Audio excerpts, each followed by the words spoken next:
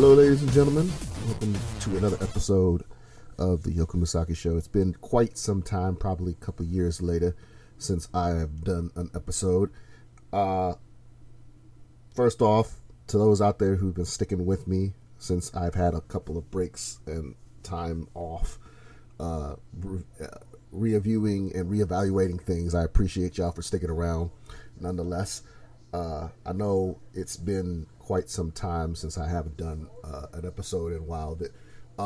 There's actually an episode that I was supposed to have put out a few months back, but due to some technical situations, that didn't end up happening. And that was actually a interview with my good friend, cosplayer and cam girl Kitty Quinn.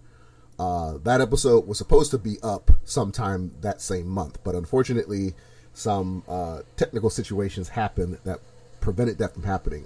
And I'm still reviewing in those things. So hopefully, if I can get everything right in that tech situation, that episode will be coming out. If not, we will probably have to redo that episode. So my apologies to Kitty Quinn for the delay on that situation. I had a great time talking with her nonetheless. We had a good time talking, getting to know about her and then the whole cosplay. We talked a lot about the whole situation of cam girls transitioning to doing cam work to now doing cosplay, and some girls who are still cam girls but also making a transition to be part of the cosplay community. And actually, that's what I want to talk about, one of the topics today on this episode. This is going to be a really long episode for y'all, ladies and gentlemen, because again, I have a lot that I want to address in the situation. There's going to be some music I'm going to be talking about at one point of it, and another point it's going to be talking about a lot on some cases. By the time this episode is out, San Diego Comic-Con is happening as of right now. But by the time this episode comes out, San Diego Comic-Con probably came and went, so I'll probably be talking a lot about what goes on in there. Of course, you can watch post of the videos. Most of the videos that I've been watching is from IMDb, because Kevin Smith, one of my favorite filmmakers, is responsible for doing interviews with most of the cast and crews from some of the projects that are coming out that are either making their premiere on San Diego Comic-Con this year, or they are addressing about the information from San Diego Comic-Con this year. But one of the things I could talk about a lot of the stuff that comes out from San Diego Comic-Con, new seasons of shows I've already watched, some shows that are ending. But one of the highlights I have to talk about is of Kevin himself, and that is the Jay and Silent Bob reboot. And I have to review that myself about that. So if you have not seen the trailer for that, it's out now. It's actually on Kevin Smith's official YouTube channel, so you should definitely check that out. But I have to address about that myself. And I have to bring it up back all the way to 2004, 2005. Now, I'm going to be honest with you. Like most people in my generation, I started out watching the last of the View Askew universe movies before getting into Kevin Smith. Jay and Silent Bob Strikes Back was my first introduction, like many of my generation, watching Kevin Smith movies. That was the first movie that came to my head when it first came out that related to Kevin Smith. To be honest, I never even put two and two together. Like I said, it was before the whole Marvel Cinematic Universe, before they started doing things that connected other movies to other movies in parallel universes. I would consider Kevin Smith the mind who started that, because not a lot of movies at times actually related to the each other in some cases. So when it came to his movies were the first ones to do that. So yeah, I started out, like many others, watching the last of his View Askew movies in order to get up to his other stuff. And of course, Jay and Silent Bob Strike Back was that movie. But then I started backtracking to all his other films after that. Mallrats then was after that, then Dogma, then Chasing Amy, and then of course ending with Clerks, along with the TV cartoon as well, which coincidentally was done by the same studio responsible for Kim Possible. I just find it very odd that the same studio responsible for Kim Possible is the same people responsible for the ill-fated Clerks cartoon. And I see now, I saw then after watching Clerks, the whole hype. Kevin's movies have been known to have somewhat of a refined taste. Some people find them ridiculous. Some people find them, movies to be not good on a high caliber of some cases. To this day, some people still find it. There's a film that Kevin did, two of his most failed films, I remember it, when he did outside of the Views universe, which deal with his two famous characters, two characters named Jay and Silent Bob. Jay played by his good friend and childhood friend, actor Jason Mewes, and Silent Bob played by Kevin himself. That's the one thing that connects with the characters in his movies, which is called the Views universe. But he was also known for doing a lot of movies outside of that universe. Jersey Girl, Zack and Miri Make a Porno, Red State, Cop Out. Unfortunately, some of those movies didn't do so well. I've actually known a few people who actually found one of Kevin's best movies is Red State. And to be honest, being a longtime fan of Kevin, that movie is a way of him saying, I'm not taking Hollywood seriously anymore. That's what makes that movie bad. So anyone who likes Red State, I personally felt like you could like Red State, but if you really think Red State is his best movie, you don't know shit about Kevin Smith. So, but it wasn't just his movies that made me a fan of Kevin. It was his book, Tough Shit. If you've ever read his books, I think he put out 2 books. His first one was called Silent Bob Speaks, but the last one he put out was called Tough Shit. I have the digital copy of the book and the audio book where Kevin reads it himself. That book was an eye-opener for me. Him dealing with a lot of times being bullied, being different of his own intellect, a lot of times growing up, his childhood, his creativity being flourished at some points of it from his family and people he's known all his life. It was that book that really solidified me as a fan of Kevin Smith's. And I feel like in some ways his life was entwined to things that I adore. For example, a lot of people know one of his most popular podcasts is a series called, originally called Fat Man on Batman, which is now called Fat Man Beyond, which is named in honor of one of his favorite comic book superheroes, Batman. Kevin has also written for many comic books as well, from Batman to Spider-Man to Daredevil, Daredevil being one of his most popular runs. Also at one point of it, Kevin has at many times of it has admitted most times, while he loves comic books and superheroes in general, Batman has always been his top favorite in general. But he has an admiration for all superheroes and all comic books in general. So when it came to his love of Batman, that's right there with myself. His love of superhero movies, this was myself. He went to see the first Batman film during the premiere, which I envious him for. He worked with Prince. He's had a very much admiration for Prince. Prince hired him to do a film, documentary. The story of that is actually in his first video, An Evening with Kevin Smith. If you watch that video, he actually tells in full detail the story of Prince, how he met Prince, and Prince worked with him, which also is the connection of how he was able to get Morris Day and the Time on Jay and Silent Bob Strike Back. Spoiler alert for those who have never seen that movie. And I can only hope that he reunites with them in the Reboot trailer, which, again, I'll get to in a minute. The other thing is I mentioned before, he went to see the Batman movie, and there was at one point he had mentioned his expression about Tim Burton's filming, and Tim Burton basically made a negative comment about Kevin Smith, which is kind of funny because Tim Burton being another one of my favorite directors. But I won't lie, his last 2 movies have been really much of a lackluster. Dumbo and Mrs. Pellegrin have been really a disappointment for me in his movies, honestly. So that's a whole nother chapter I'll have to talk about.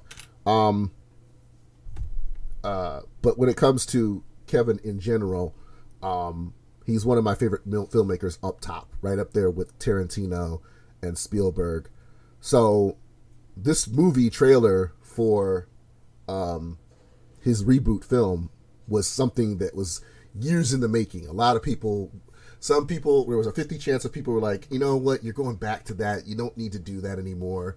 It's just stop it. And then there's some people who are like, finally, something that we can address is about something that's going on for years. Because Reboot, he has mentioned, he's pitched it as the same movie technically in some cases as Silent Bob Strike Back, but there's a whole meaning about it. It's a little stab about reboots being overdone. A lot of messages in the film of it. But of course, Kevin is known to having a lot of networking with many talented celebrities. And of course, like his last movie, like with Jay and Silent Bob Strike Back, he has tons of cameos, including 2 of celebrities we would never expected to even be in this movie. So that's awesome on the sense of it. Now, again, I will address to those in that sense of it. If you have not seen the trailer, go to that now. It's on his YouTube channel now.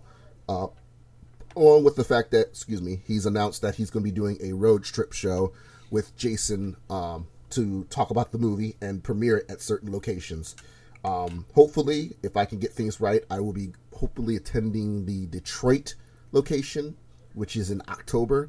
So I'm hoping to go to that one. My homeboy Dylan from Arizona will probably be going to an earlier screening in Phoenix, of course. And while I would love to go to that Phoenix show, it's barely Tickles are able to go there. And as you can probably tell, I'm doing this podcast while I'm residing here in the shitty of Toledo, Ohio.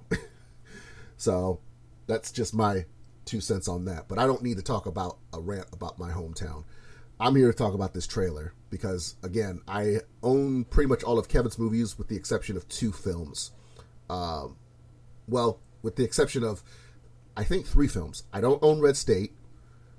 I don't own Jersey Girl. I don't own Cop Out. I refuse to buy Cop Out, and for 2 reasons. One, that is the only time the movie is just directed by Kevin. Most of Kevin's films he's written, edited, and directed himself, as long as, and in some cases, even starred in. This is a movie that he was literally just hired to direct. 2, his movies has always been known to have a production by his good friend Scott Mosier, who is also taking up directing. And I refuse. And this movie is the one time Scott does not direct or produced in this film, and I refuse to do anything without that. His podcast empire wouldn't be what it is if it wasn't for him and Scott Mosier. So let's make that clear, especially for you older fans of Scott Mosier stuff of it. So that's another situation that's not going to happen. And then the third and final nail in the coffin, Bruce Willis. Now, Bruce is a talented. I love some of Bruce's movies. I will always be a John McClane fan. Not as big as Andy Samberg's character Jack in Brooklyn Nine-Nine, but I am a fan of mostly Bruce's Die Hard movies. And Bruce's talent is amazing, is awesome in some cases as well. But when it comes to the man behind those roles, I have heard many times by other actors or some people who work with him that he can be known to be prone to be a dick. And when it's always that catchphrase a lot of people have said that you sometimes should never meet your heroes. When Kevin got to opportunity to first meet Bruce, it was when he was casted. He was good friends with Len Wiseman, who I believe was the director of Live Free or Die Hard, and he was given an opportunity to make a small cameo guest appearance as a nerd hacker named Warlock, who was friends with Justin Long's character, which is also what started him and Justin Long to become good friends to working together. On his his third sequel of his evening movies, he talks about that experience working on that movie and getting to meet Bruce, to the point Bruce offered to work with him. Bruce is from New Jersey, just like Kevin is, so he's a hometown hero to Kevin. It wasn't until they worked together in Cop Out that Kevin saw Bruce's true colors. And Kevin talks about that, I believe, in his movie. I believe it was in one of his specials. I believe it was Too Fat to Fly. he talks about the full detailed experience of his unfortunate relationship with Bruce working that movie. And I look at it like this: if you are a dick to anyone I respect in a sense of it, and they look up at you in the highest respect, honor, you lose a lot of my respect. And that's what it was with Bruce. There'll be a couple of films I'll probably still see of Bruce to some cases. If there's another Die Hard movie that's actually good, I'll probably see that in a sense of it. But I don't have to like the person. There's a lot of actors who are like that. That people will love their character, but they'll throw a dick. A perfect example for me is Adam Baldwin. Now, Adam Baldwin, I love two of the most of his two recognized roles is Jane Cobb from Firefly and his role in Chuck. Those are most memorable roles he's done. I really wasn't a fan of The Last Ship, which was his last performance in. But I'm not going to lie, Adam Baldwin is known to be a dick, especially when it comes to politics. He is so Republican, it's not even funny. Another example is Jon Voight. Jon Voight's been known to play a lot of recognized roles, but you can understand why his relationship with his daughter, Angelina Jolie, is a little bit disdain. Well, Angelina is probably one of those type of people. And again, it's politics. That's why I don't like to talk about politics, because most of the times when it comes to politics, a lot of conflicts happens. Now, I at least have two friends out of all the thousands of friends I have who are Republican supporters, in the case of it. But we've never gone to the point where we have conflicts with each other when it comes to that sense of it, especially when it comes to racism. They've at least had the integrity to say, look, I respect your, I'm not a racist. And they proved it time and time again on that sense of it. But that's a whole different subject. I'll probably talk about that another time as well. But the main point is there are some people who are talented on what they do and their characters are motivated. But just because you love the character doesn't mean you have to like the person who plays them. That's the case. And that's what it was for people like Adam Baldwin and Bruce Willis. I love John McClane, but I don't have to like Bruce Willis. I really don't. And to know his relationship has strained with Kevin Smith because of how he treated Kevin on Cop Out broke Kevin's heart. And I feel bad more for Kevin on that sense of it. So that's why I will not purchase Cop Out. Plus, I heard it was a dumb movie anyways. I watched the movie and it was just a really bored fest. So that's my opinion on Cop Out.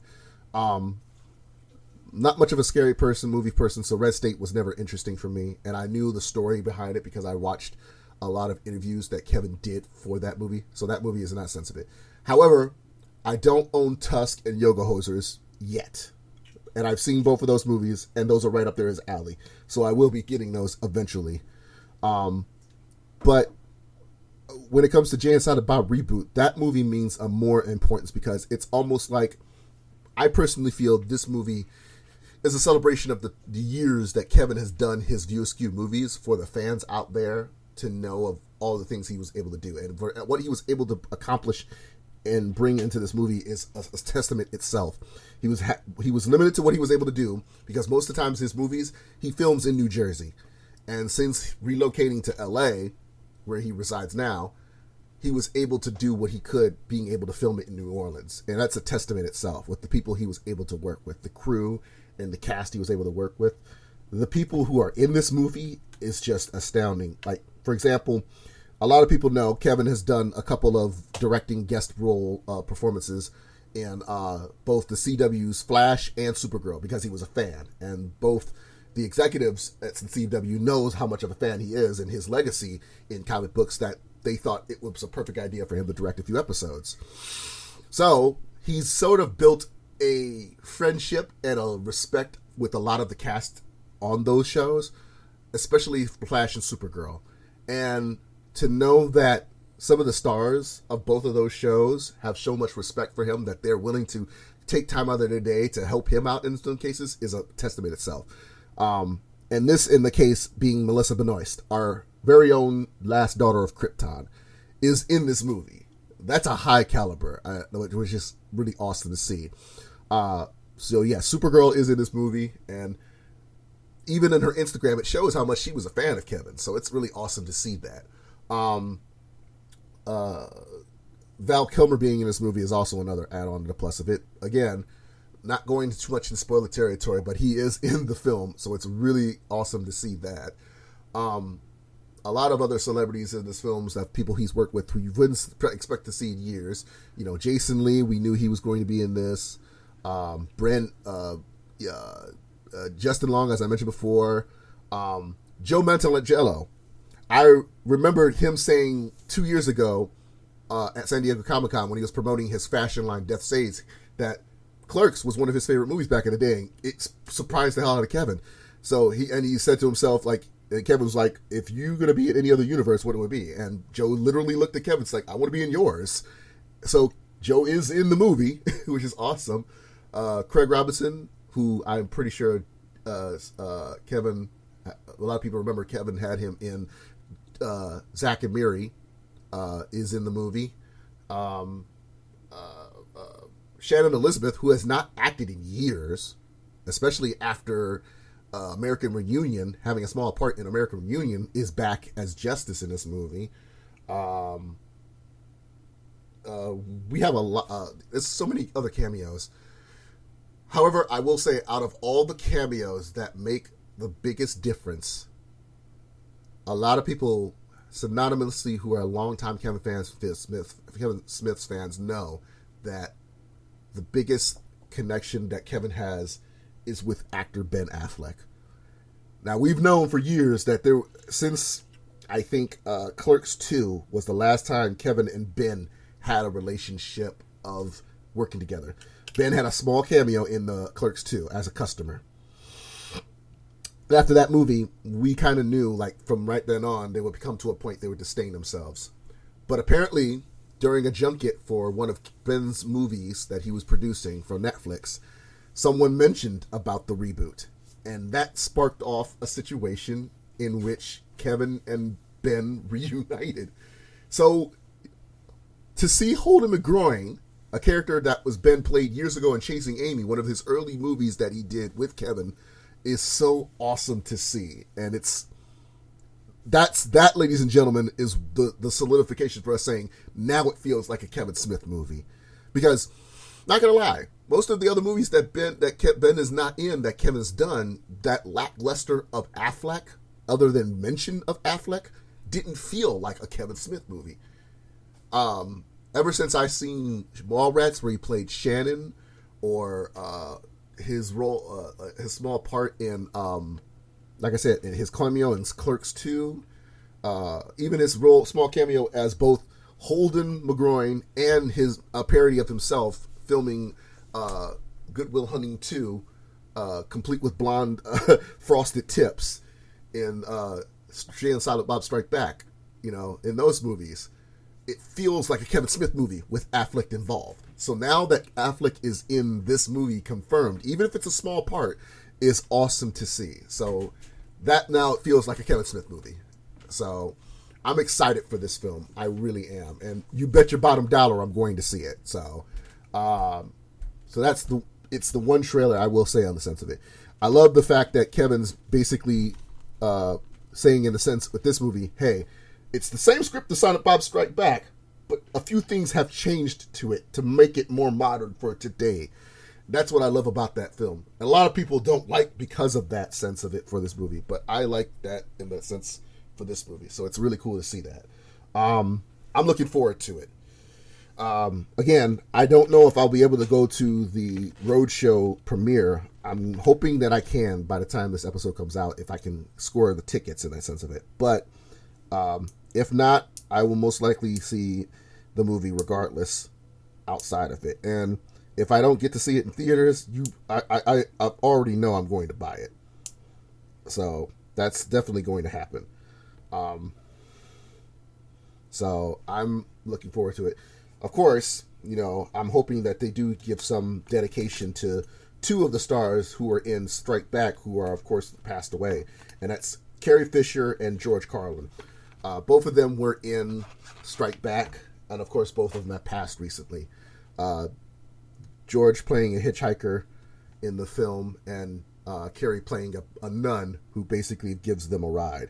So let's hope that integrity is given in spirit in this movie. And if I'm correct, Carlin has done a couple of roles in Kevin's movies. Other than, I think, Strike Back, he also did Dogma. He was a preacher at in Dogma. So yeah, but yeah, that movie is already on my definite list of it. And like I said, there's tons of other movies that have been announced since then. When it comes to DVD release movies, in that sense of it, the only one in my mind right now is Batman Hush. Now, a lot of you guys might not know this, but I have started growing my collection of Batman animated films, or DC animated films to be precise, because there are a few films that do pertain to Batman in relation, but not fully in Batman in conversation. For example, Teen Titans, The Judas Contract, Justice League versus Teen Titans. So I do have a few films of it. The last one I purchased was actually Batman versus Teenage Mutant Ninja Turtles, which was actually a good movie. And I will tell you guys this: don't let the Nickelodeon ownership fool you. This is straight adult. It's not fully adult, but it's not children's relating movie. So while there's no sexual or profanity in the film, the violence in the film is right up there as no typical than most other Batman movies. So don't think it is. Like, literally there's some blood in this movie. And if you know any better, most Ninja Turtle, there's no Ninja Turtle movie, live action or animated, that has ever dealt with blood. And there's blood in this movie. So I will say that for a fact. So don't let the Nickelodeon ownership fool you. Because it fooled me for a moment at one point. And while, of course, Kevin Conroy isn't in this film, Troy Baker doesn't do a bad job fulfilling the role of Batman. So I can understand that. Because, I mean, you have to understand how many years Kevin has done Batman for years. He will always be the Batman that we know. But it makes sense. Now, I don't know. I've only seen bits and pieces for the trailer for Hush, but I'm already invested because I own the book. My only situation on the book is there's one scene in the book that I feel may not be in the movie. And this is spoiler alert territory for those out there who have not seen the book, read the book, or in the sense of it. In the book, there's a scene where Batman is fighting a man who's supposed to be Hush, the main villain. And it turns out at first that he reveals himself to be Jason Todd, aka Red Hood. And while Batman's fighting him, he's saying all these things about Jason saying all these things about his life with Batman until he makes one mistake. One of the memories Bruce mentions that never happened. Or he happened, but it wasn't his fault. And then Bruce ends up taking advantage of that situation and starts beating the hell out of this Jason until we find out that it's not Jason at all. And by the end of the fight, it turns out that guy isn't Jason actually, or Hush. It's actually Clayface. Now, for those out there who don't know my history on Batman villains, I have a love-hatred for some of the villains. Joker, still my favorite villain of all time. Harley Quinn's my favorite female villain. But at the same time, so is Poison Ivy and Catwoman. I love all the Gotham City Sirens. Red Claw, I think, will be a great villain sense of it. Bane, I think he's amazing. Penguin and Riddler are still great, comical or not. Everyone from Calendar Man to Clock King, they all bring something to the table in their rogues gallery. But I think Batman's villains gallery is the most unique in a sense of it. So there are many of Batman's villains I have a very much liking for. Except one particular villain. And that is Clayface. I feel in the comic book lore, they always have to have a supervillain that has the ability to change their appearance. In Marvel's case, it's the Chameleon. It's that character. He is an alien/type humanoid mutant who has the ability to change his appearance. In Spider-Man universe, it's the Chameleon, but in the X-Men universe, it's a character named Morph. And if you're familiar with the 90s cartoon, you should know who Morph is. But if not, he was a character who started out as a hero in the X-Men comic book or cartoon lore. But in the cartoon lore, he ends up becoming a villain by some random circumstances. And that's the part of it that makes me upset in the sense of it. Oh, Mystique also. Let's not forget Mystique is also another one. But I like Mystique. I think Mystique's one of those shapeshifters cases about it. I don't know. I guess female shapeshifters are better for me than male shapeshifters. I don't know what it is. It's just that feeling. Like for Batman Beyond, I loved Ink. I think Ink was an amazing character. I loved her stories, whether it was the one with her daughter or the one with the guy who was obsessed with her. I think those were amazing stories. I loved those episodes. I hated the fact that her character has had many attempts to be eliminated, per se. But on some cases, I do love her character. I find her character to be very fascinating. However, Clayface, on the other hand, I don't. Ever since the first episode of the animated series, Feet of Clay, I hated him. And even Ron Perlman's amazing performance can't shadow the fact that I hate this character. I really do. And then, I believe there was an episode in the animated series, I believe it's called The Crying Game, or Child of Crying, where Clayface creates this child in the form of a young girl that Tim Drake Robin ends up having a fascination for. And when she finds out that she's part of Clayface, as a scout for her, for Clayface, when he was defeated by Batman, and she sacrifices herself to save Tim, that sunk my heart even more. And that made me hate him even more of a character. Because I'm like, this girl was nothing more than a fabrication by Clayface, and Tim Drake had feelings for her. By the end of the episode, when Clayface is finally defeated and is confined, the Commissioner Gordon's like, he's basically saying charge him for theft and robbery. And then secretly Tim Drake whispers under his breath, and also for murder. That's why I'm just like, I feel you, Tim. I really do. So, the only time, and I've never liked any variation of Clayface. Even though Ink is technically a variation of Clayface, I like Ink more than Clayface. I never liked the Batman's version of Clayface. The Birds of Prey live action of Clayface was a joke.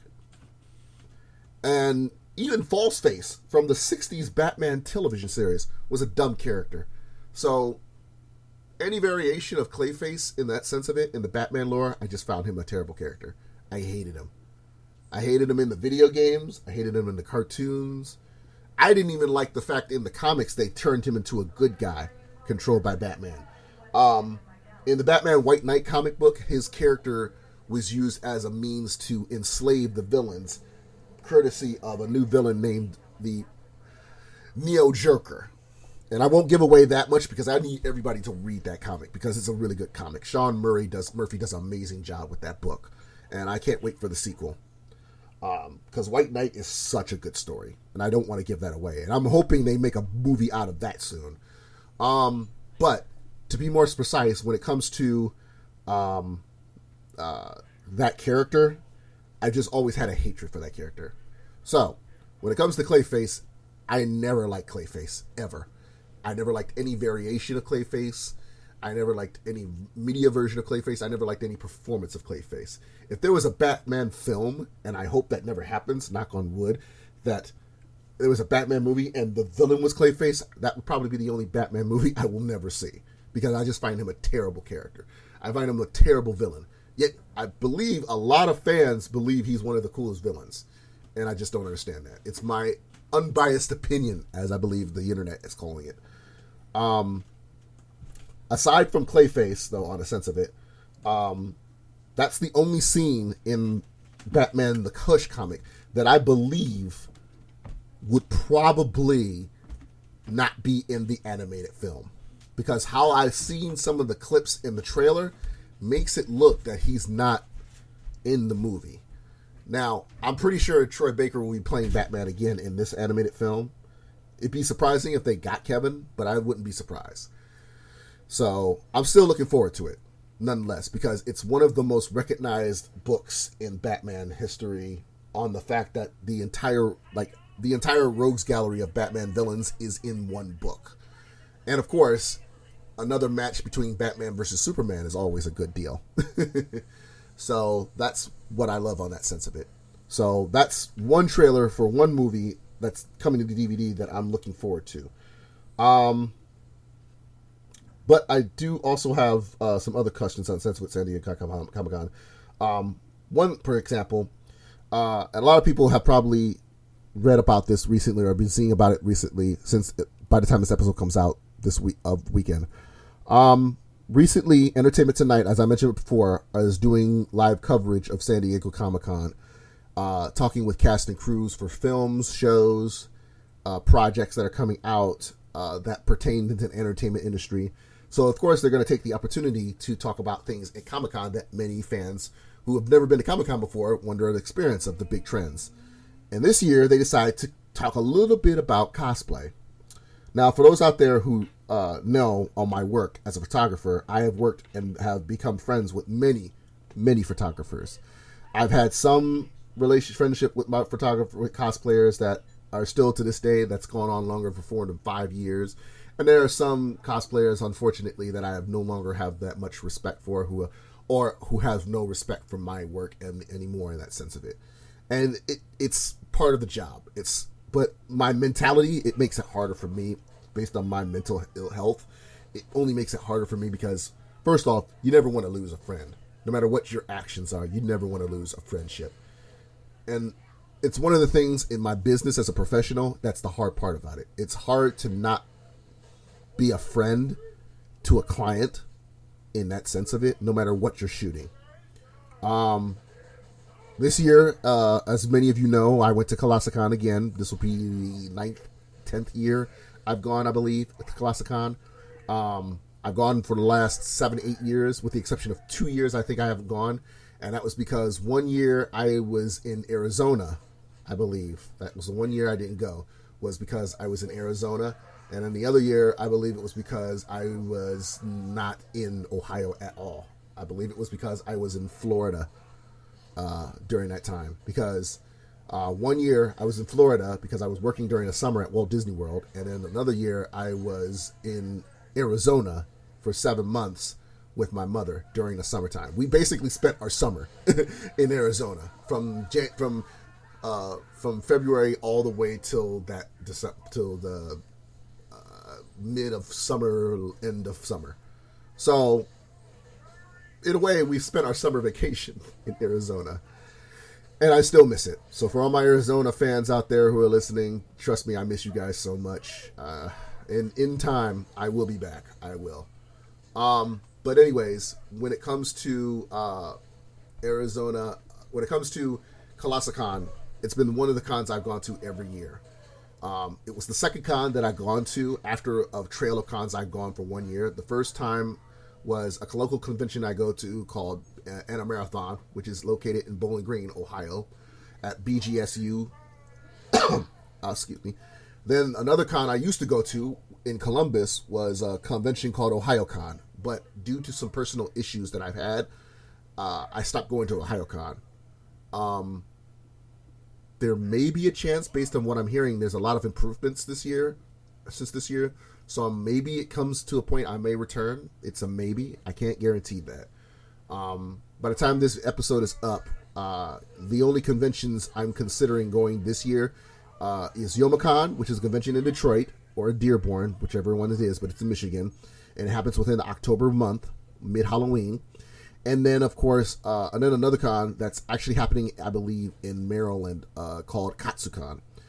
Katsucon, I really hope to go to. I can't guarantee that, but it's mostly because the location of Katsucon's hotel, Grand Rapid Hotel, is amazing. There's a lot of locations, a lot of lighting, natural lighting, a lot of beautiful sceneries that happen in Katsucon that makes it beautiful to shoot at.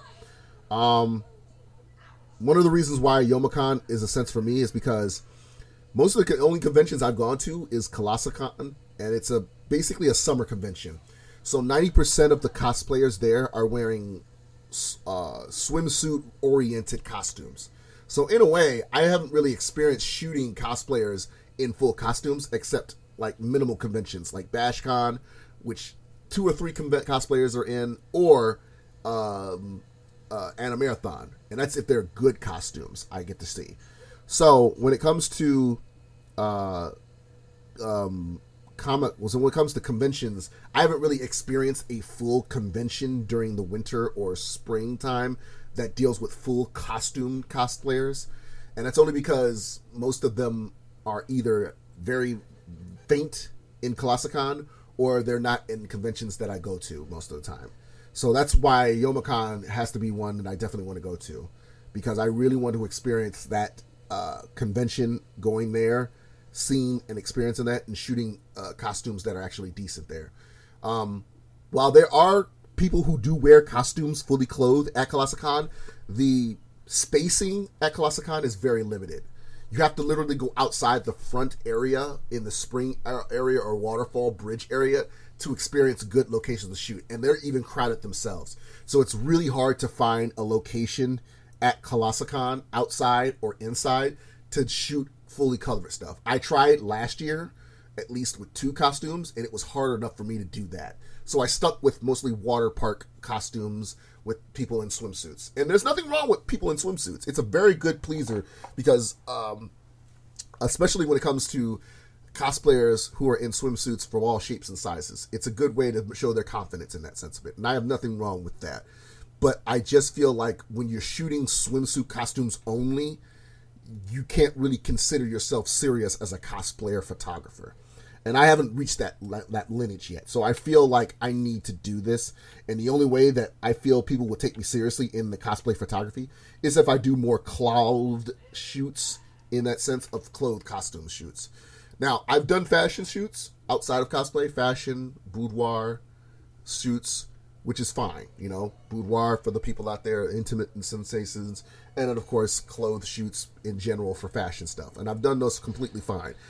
Early in my career, fashion shoots were not really my thing. I wanted to stick with doing boudoir photography because of the fact that for years, I've mentioned this before, many times before, that I love helping women who I only shoot in the sense of it. Sorry for guys, that I like to be the confidence booster for women of all shapes and sizes.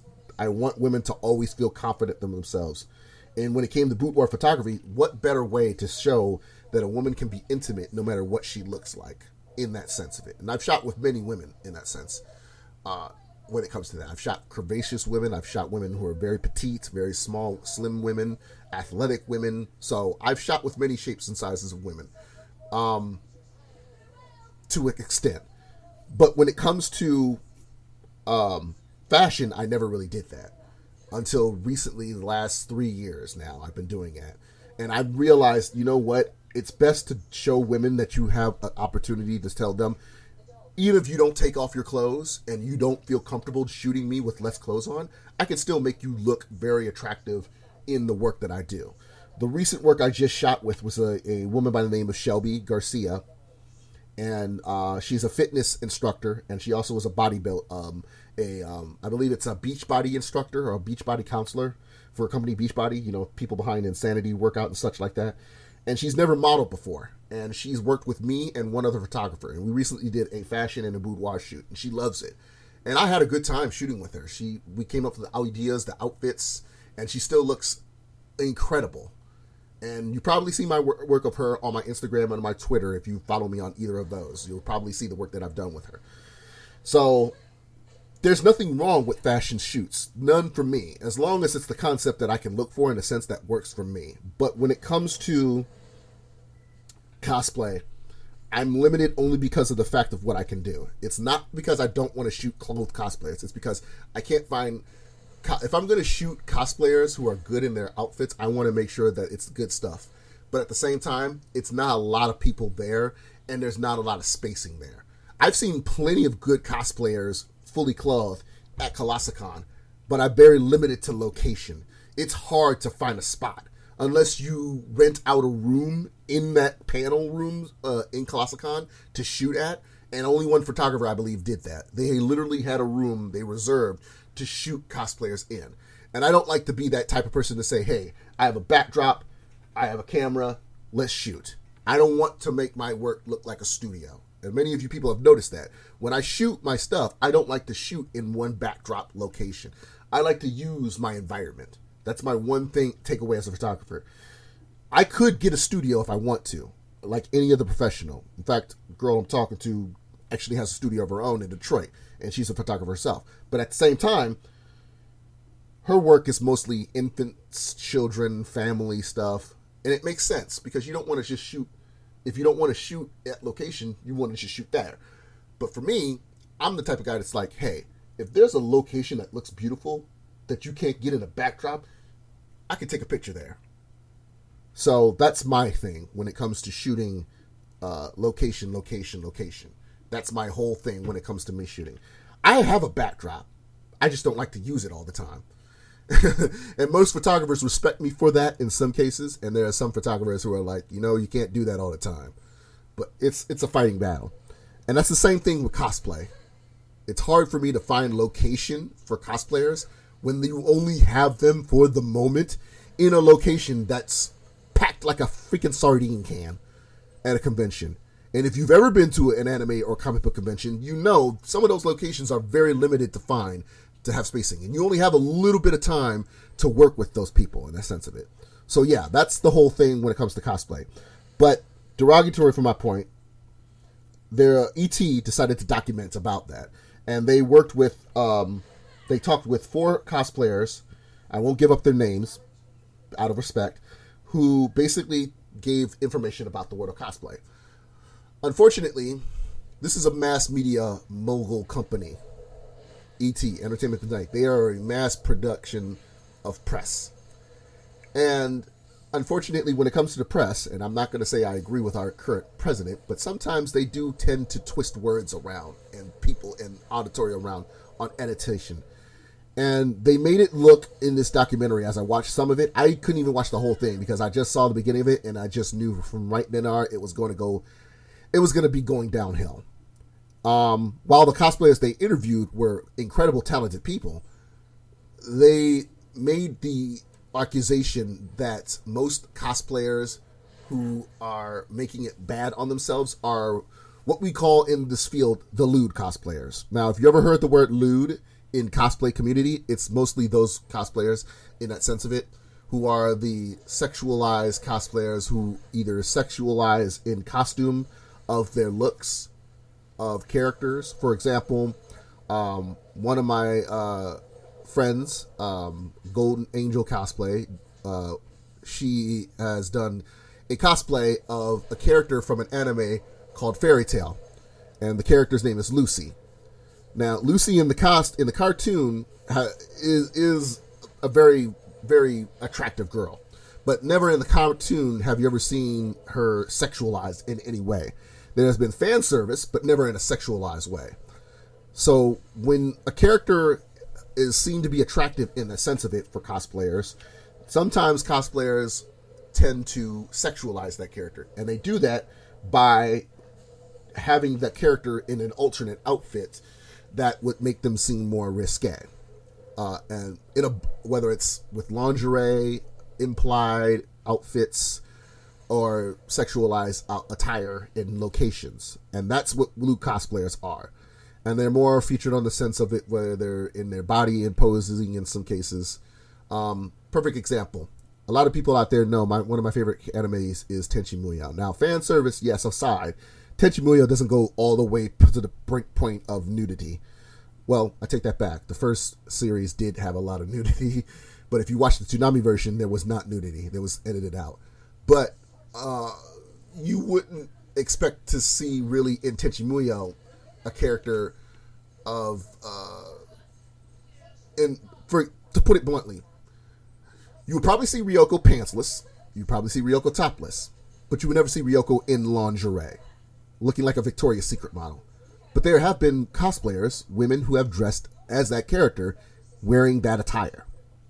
The sexiest I remember at one point, an episode of Tenchi was, I believe in Muyo, Ryoko is wearing this green and pink attire, which looks like she's wearing a skirt, and she's showing a lot of leg. And she's wearing a top, but it looks like a dress. But in a way, it's actually just an outfit. It's an outfit itself, but she's showing a lot of leg. I have not seen anyone do that outfit except 2 or 3 people, and those are years ago, like 20 years ago, girls are doing that. But I've never seen anybody do that outfit now. But honestly, I've never remember a moment Ryoko has ever been in an episode of Tenchi Muyo wearing Victoria's Secret underwear. Or underwear in general. I've seen manga of Ryoko wearing like something other than a t-shirt and panties, but I've never seen Ryoko like wear full on lingerie, stockings, the whole 9 yards of that sense of it. But there are girls who cosplay that character. Another example, Tracer from Overwatch. While she has not been a sexualized character, she has been considered an attractive character. Jessica Negri, one of my favorite cosplayers and one of the most recognized cosplayers in the community, has done several outfits where Tracer is wearing everything from a mini bikini to a maid's costume. Well, I take that back. Meg Turney did that, actually. The maid costume version of Tracer. But with her trademark hair. But, sexy outfits in that sense of it. So it's more sexualized. Another example, I've seen, actually, in the documentary itself, they showed pictures of Yaya Han and Erica Fett, 2 well-known cosplayers, doing very version costumes in some cases, where they're showing a lot of cleavage, a lot of backsides. One of the outfits in particular, is Erica Fett doing a boudoir cosplay version of Daphne from Scooby-Doo. Now, Daphne, we all know who is one of the members of the show. We've never seen her wear anything sexy. Velma or Daphne has never worn anything sexy. Not even to the live action movie extent. But people like Erica Fett and Vixenus, I believe her name is, and then several other cosplayers have done, Amaranth, I believe is another one, who have done sexy versions of Daphne, wearing nothing but lingerie in that same character. That, ladies and gentlemen, is what Lewd cosplay is. Now, there are reasons behind that. Unfortunately, in the documentary, they made it seem it was frowned upon. That's my problem. And a lot of cosplayers who have mentioned it in a sense of it, people like Lux Stardust, Sonia Erlin, Holly Wolf, who I'm also good friends with, have made it state that it's one-sided with this in the cosplay community in that documentary. And that's the thing that we should not frown upon. That's my problem with the documentary. There's nothing wrong with being sexy in a case of outfit endurance of it. I look at it in 3 ways. One of them, confidence. Many of these women, you would never see wearing stuff like this in a normal day basis. They're mostly wearing sweats, jeans, t-shirts and pants, normal stuff that most normal people would wear. But in this photo shoot, they can open out their sexuality and their confidence in these outfits. Most times they feel insecure. They'll tell you as soon as you compliment them. Everyone from my good friend Darshell Stevens, who's a very well talented photographer herself, who's gone into modeling and cosplaying herself, to one of my close good friends, a girl named Red Fox Cosplay, who's over sexualized a lot of her stuff of it, but didn't really take off until recently. They all have that sort of little bit of an insecurity, like, yeah, I get a lot of people telling me I look attractive, but I don't see it, but I'm going to show it anyways. And that's the thing. There are some women who know they're sexy, like, thank you, I appreciate that, I've worked hard on this body. And that's what brings me to the second thing. A lot of fitness regimen. Women like Ireland Reed, Holly Wolf, Amaranth, they'll show you that they go to the gym day in and day out, work their butts off to get that body. They don't naturally have that look. There are a few cosplayers, Lewd cosplayers, who have the lucky genetics to look like they do. But there are many cosplayers I have known for years, especially the Lewd ones, who have worked their butts off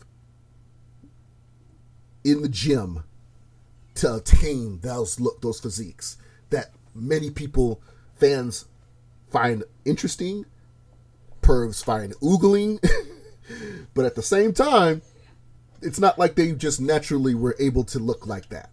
There are a few that naturally who have been able to do it, and they've been blessed with those genetics, but there are tons of women I have known who have worked their butts off, no different than every other supermodel in the industry of basic photography and modeling industry.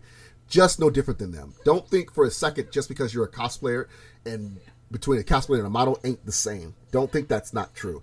They have to deal with body issues and deal with physical aspects no different than each other. The only difference is when it comes to the modeling industry, you don't get to do what you want in the creativity of your look, except unless you have that gift that they see it. Whereas in the cosplay community, it's whatever you want it to be. In the modeling in particular, you can't say, I want to look like Vicky Vale in Batman with how I look in my physical attributes. You don't get to do that. But in the cosplay community, you can. If you want to say in the cosplay community, I want to do a sexy version of Sakuya from Street Fighter, the girl who is not even that much sexualized in photos or video game. She's considered more of the cute factor, but you sexualize her in a photo shoot. If you want to do that, if you're a cosplayer, you could do that. You can't do that in the modeling industry. That's the difference. Plus, a lot more in the preference of how you look is more defined maximum in the modeling industry compared to the cosplay industry. That's why a lot of models, a lot of cosplayers who also model on the side of it, thinks it's a lot more easier when it's cosplaying than doing modeling. If I have been fortunate enough to know a lot of few models who are more cosplayers than models because of the fact that they deal with a lot more heavy stuff in the industry as a model and less of it in the industry. Recently I met Masha Models. She goes by Masha Models or Masha Cosplays. And she's always loved cosplay. And recently, for the last 2 years, she's now started growing her internet success through her cosplay. And she's told me herself, in the modeling industry, it's a lot harder. She still deals with the same situations, body images, a lot of criticisms and other things like that. But at the same time, when it comes to the cosplay community, she only deals with more complimentary and more of the fact of creativity. Like in the modeling industry, she couldn't dress up as a character from Super Mario Brothers and do it in a sexy way.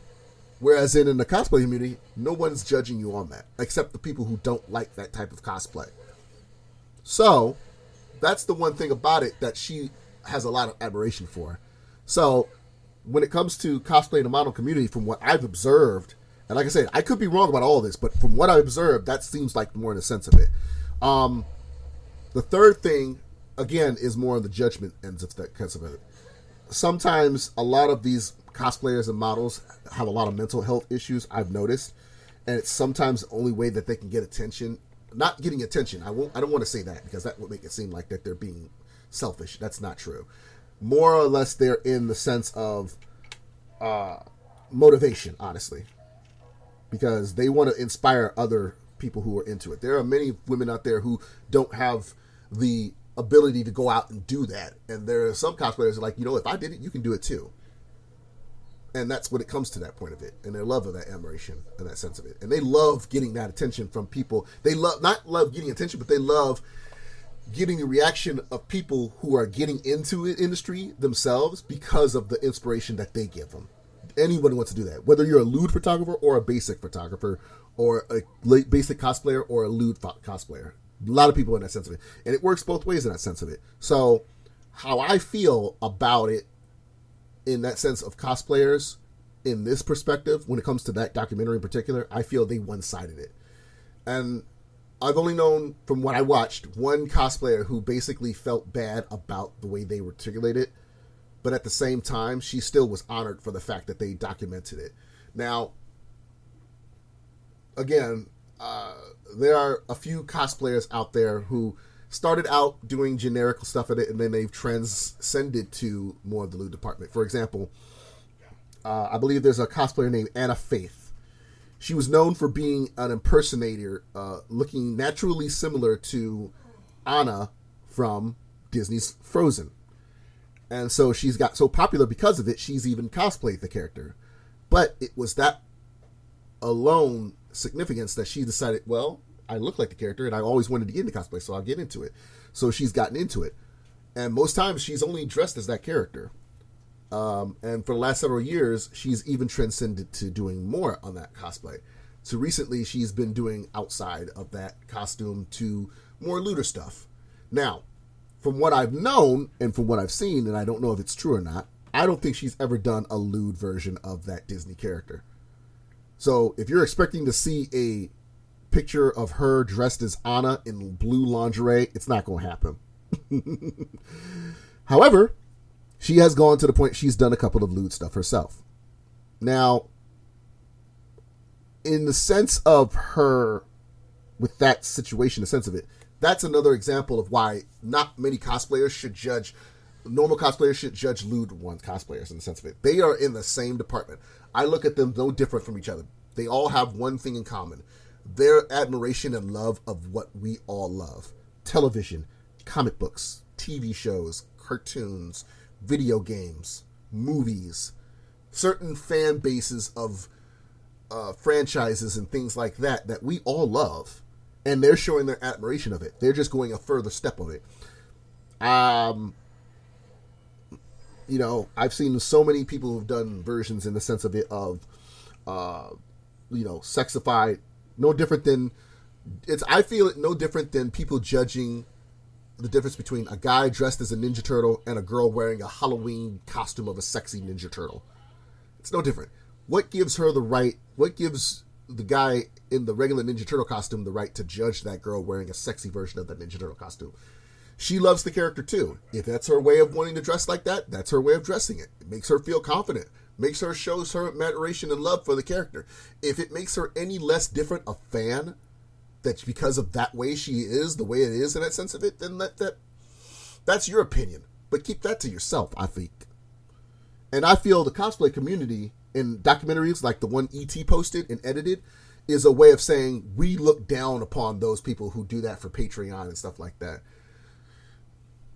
Sometimes those costumes, even if they're wearing less clothing, sometimes it's not cheap. I've known for experience, me trying to get into cosplay at one point of it, some of that stuff's not cheap. I've known a couple wigs to be over $100. Believe you me. Sometimes I've known a couple people to pay almost up to $700 to up to $1,000 to try to get a trip to California and San Diego Comic-Con for hotel accommodations, food, plane tickets, bus tickets to go all the way down there, and to have enough to pay for their equipment and stuff in their outfits. And they could be wearing as less than nothing than a mask, a wig, a weapon, and a bikini, and still have to pay that much just for a convention. These are not cheap things, people. You have to understand that and take a consideration into that. So when it comes to especially the female cosplayers in the lewd department, in a sense of it, I respect them as much as I respect the cosplayers, normal attire ones, because they're still putting in the same grind and work as they do. I'm working with a cosplayer personally to help her get a outfit of a character of from X-Men. One of her most recognized characters she's known for doing in X-Men most of the time is Jean Grey. She even went to the Dark Phoenix premiere dressed as Jean Grey. Now, she has done very much risque outfits in certain cases and non-cosplay risque stuff as well. But she's always put in work with her stuff. And from what it seems like, me helping her financially to help the outfit to go in exchange to shooting with her, most of the outfits that she's doing cost up to $500, $600. And she's wearing pretty much nothing different than like a bikini-like outfit with thigh highs.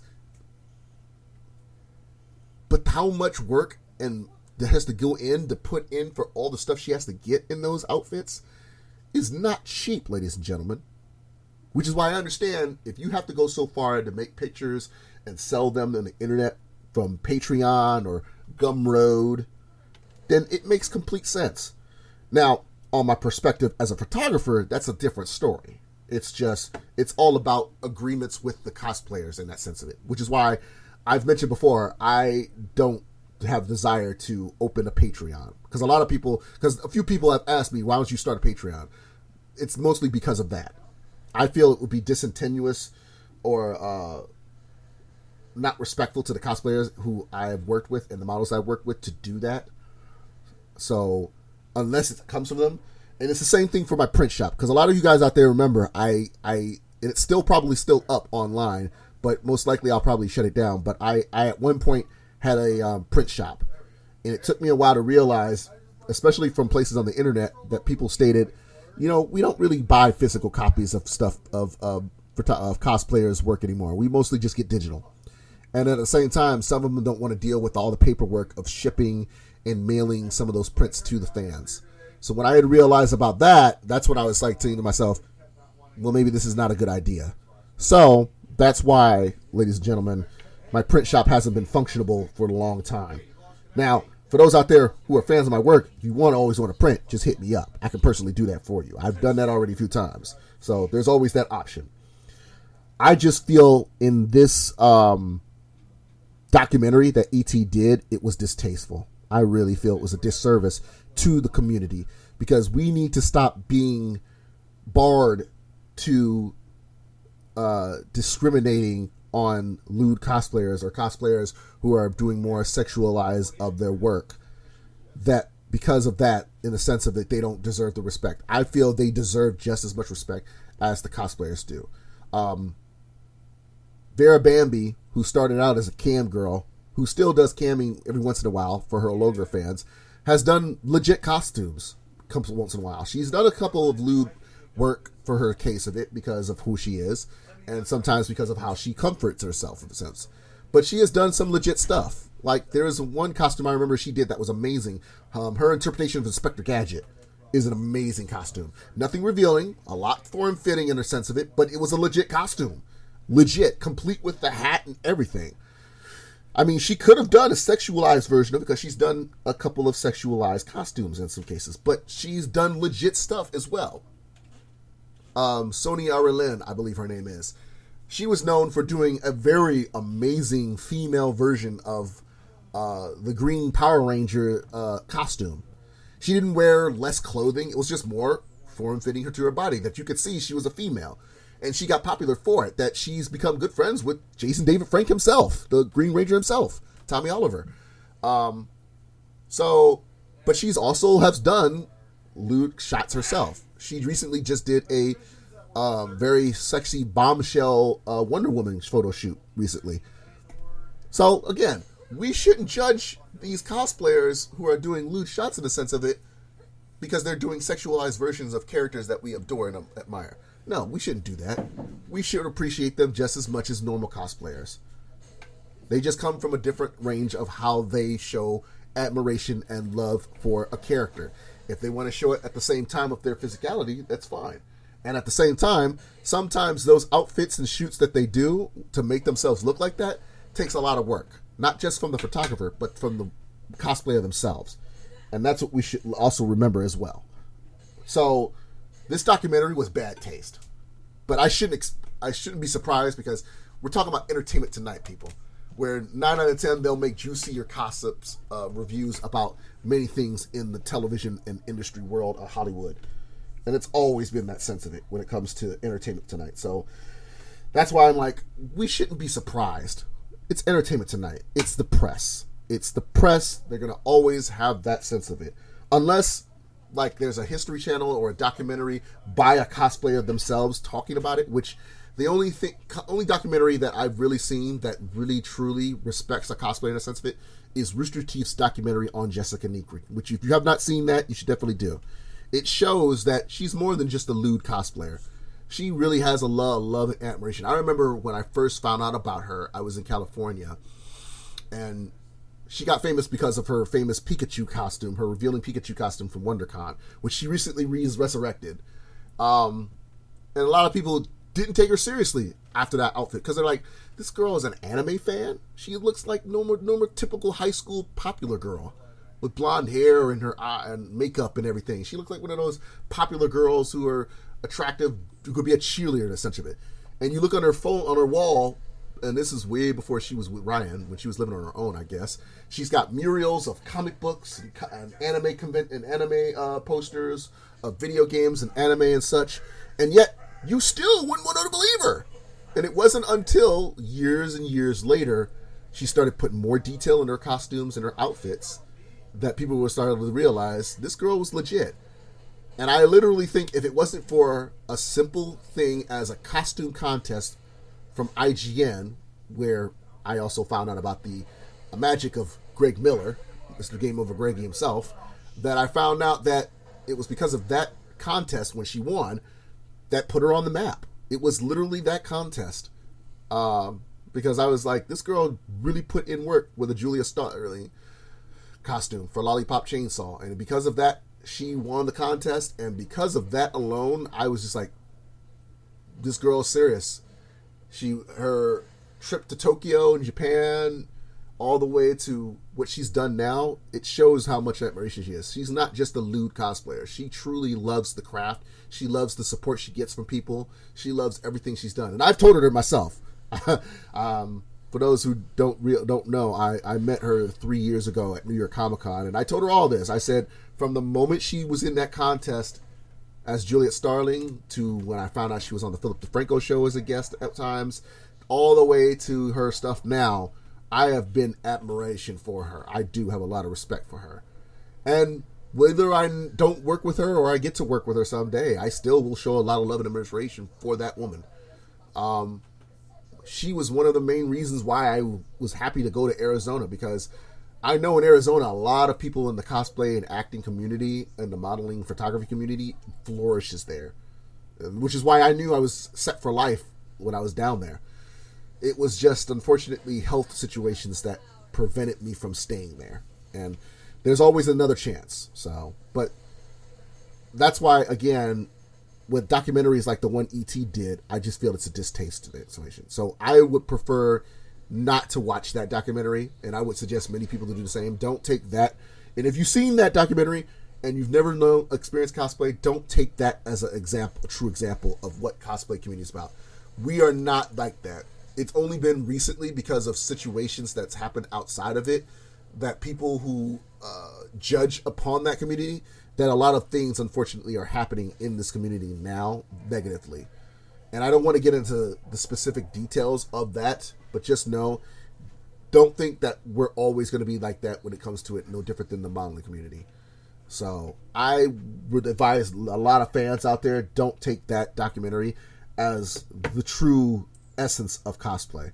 Experience it yourself. The best way, I always say, is go to a convention, experience it yourself, ask questions, don't be afraid.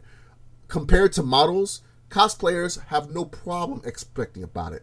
My one thing is the one, as a photographer, and I can tell you one thing, the three things a cosplayer loves to ask is how much work they put into the costume, what is the costume of how much of a fan they are of the costume that they are, of their dressing as, and sometimes just geeking about how good the costume is. The moment you say those three things to a cosplayer, you can become good friends with them.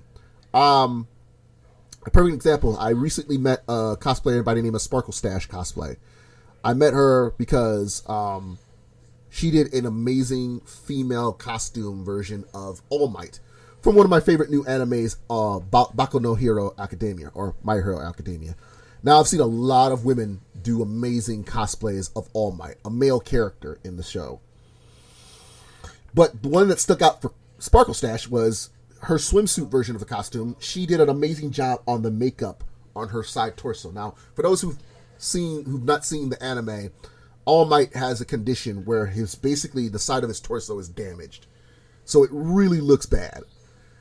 She was able to emulate that through makeup and prosthetics on herself while wearing a two-piece bikini version of All Might's costume, complete with makeup and hair. She did an amazing job on this outfit. It's one of my favorites of her. And she's even gone to say it's her most popular costume, that she's planning on doing a lot of variations of All Might costumes. She's done the full bodysuit. She's done a cheerleader version recently.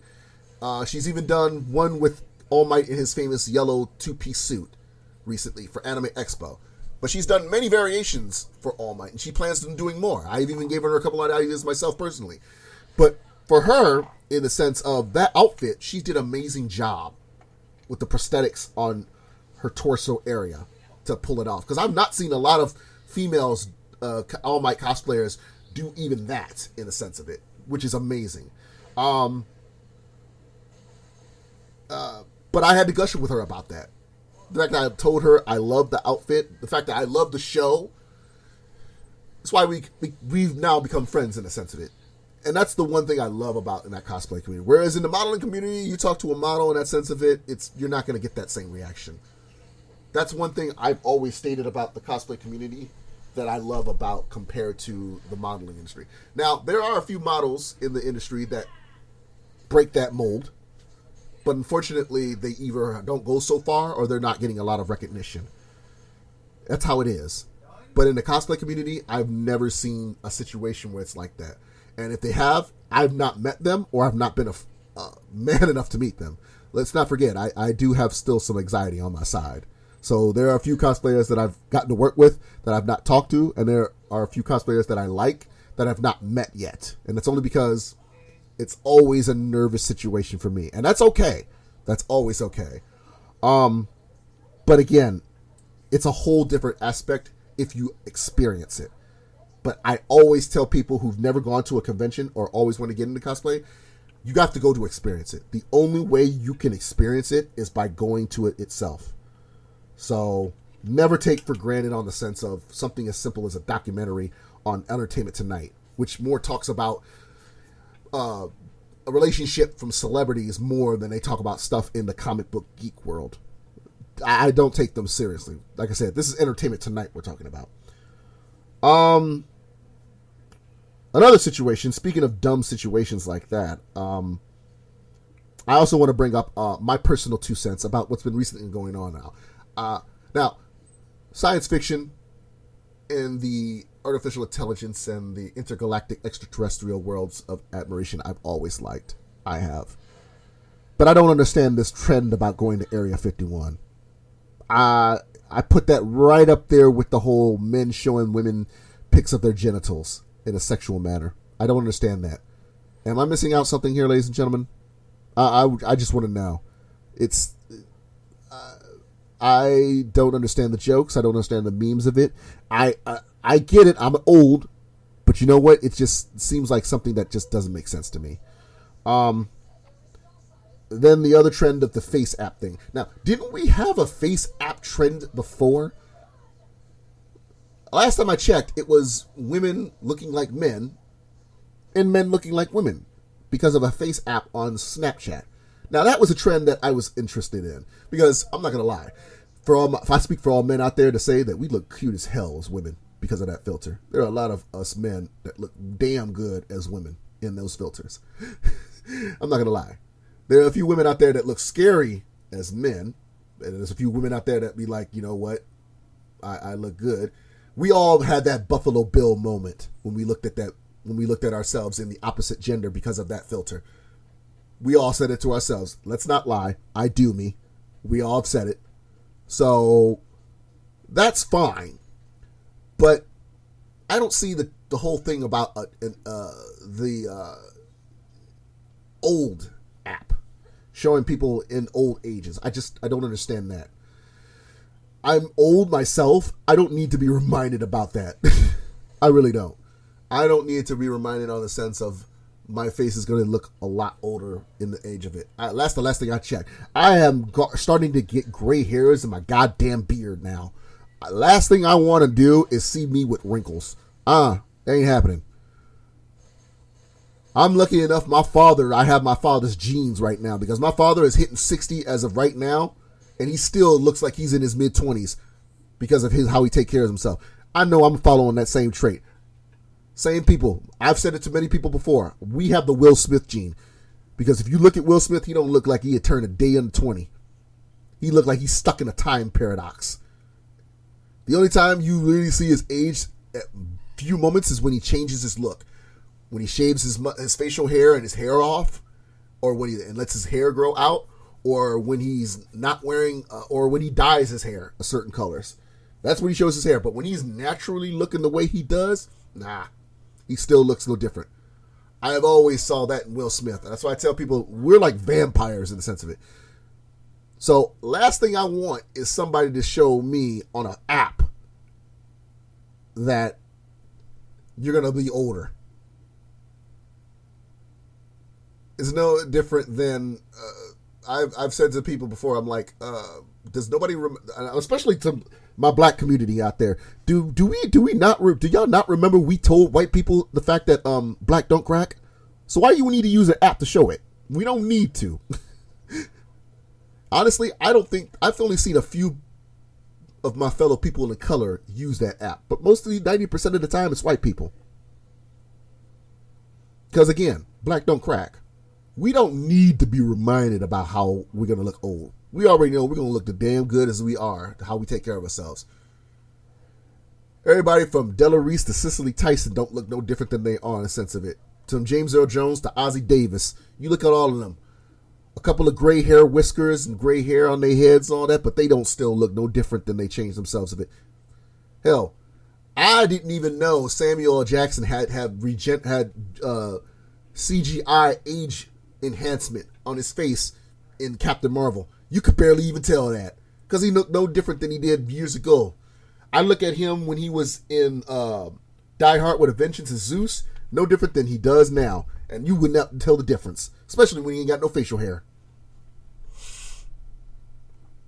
So honestly, I just don't see the whole thing on that trend of it, but maybe it's because of me. But those two trends alone just seem very pointless. And I just felt I needed to get my two cents on that sense.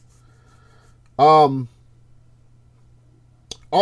I want to bring up about something that I also wanted to bring, that I've actually been thinking about a long time. Now, a lot of people out there, if you have not checked online, on a different subject, a lot of you people out there who followed me since 2009 might know at one point I dabbled in music. To this day, I still promote some of my old music in a sense of it. For those out there who always want to listen to it.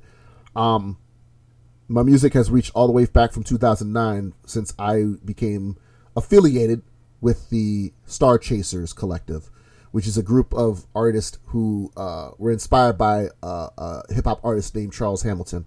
And if you're familiar with the name Charles Hamilton, then you don't need me to go any further. But if you're not familiar with Charles Hamilton, you can Google him. Charles Hamilton, Sonic the Hedgehog. You'll pretty much get a whole gist of his musical history and everything. Charles has had ups and downs in his career, but the one thing that he has always had was his main supporters who were influenced by his own music. And there are many people who were influenced in his music who have a major standpoint, some from a larger independent standpoint. People from rappers like Mod Sun, the guy who used to date Bella Thorne, to Mickey Fax, who was a battle rapper. There are many artists in the hip-hop world who has been influenced by Charles Hamilton in the sense of it. And at one point, Charles wanted to help make a collective affiliates of people in that sense of it. And I was one of them. I started out in the production specific ends of it. And that was back in 2005, 2004, when I dabbled in Fruity Loops or FL Studio, like most producers in the game were. And I made a name for myself as a producer. But then I started trying to get myself elevated in writing because at the time, in 2008, 2009, I started realizing not a lot of artists with mental health issues were speaking out on the fact of how struggling it is to do music in a sense of it as an artist.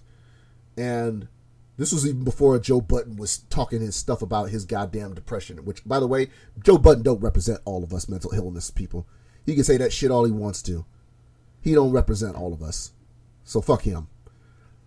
But when it comes to a lot of music artists who have heavier mental ill issues like autism, not many people in the music game talked on that sense of it. Hell, when there was a rapper, I remember once there was a rapper who was a transgender woman, and a lot of flack got from her. And I don't think has made any popularity because of that.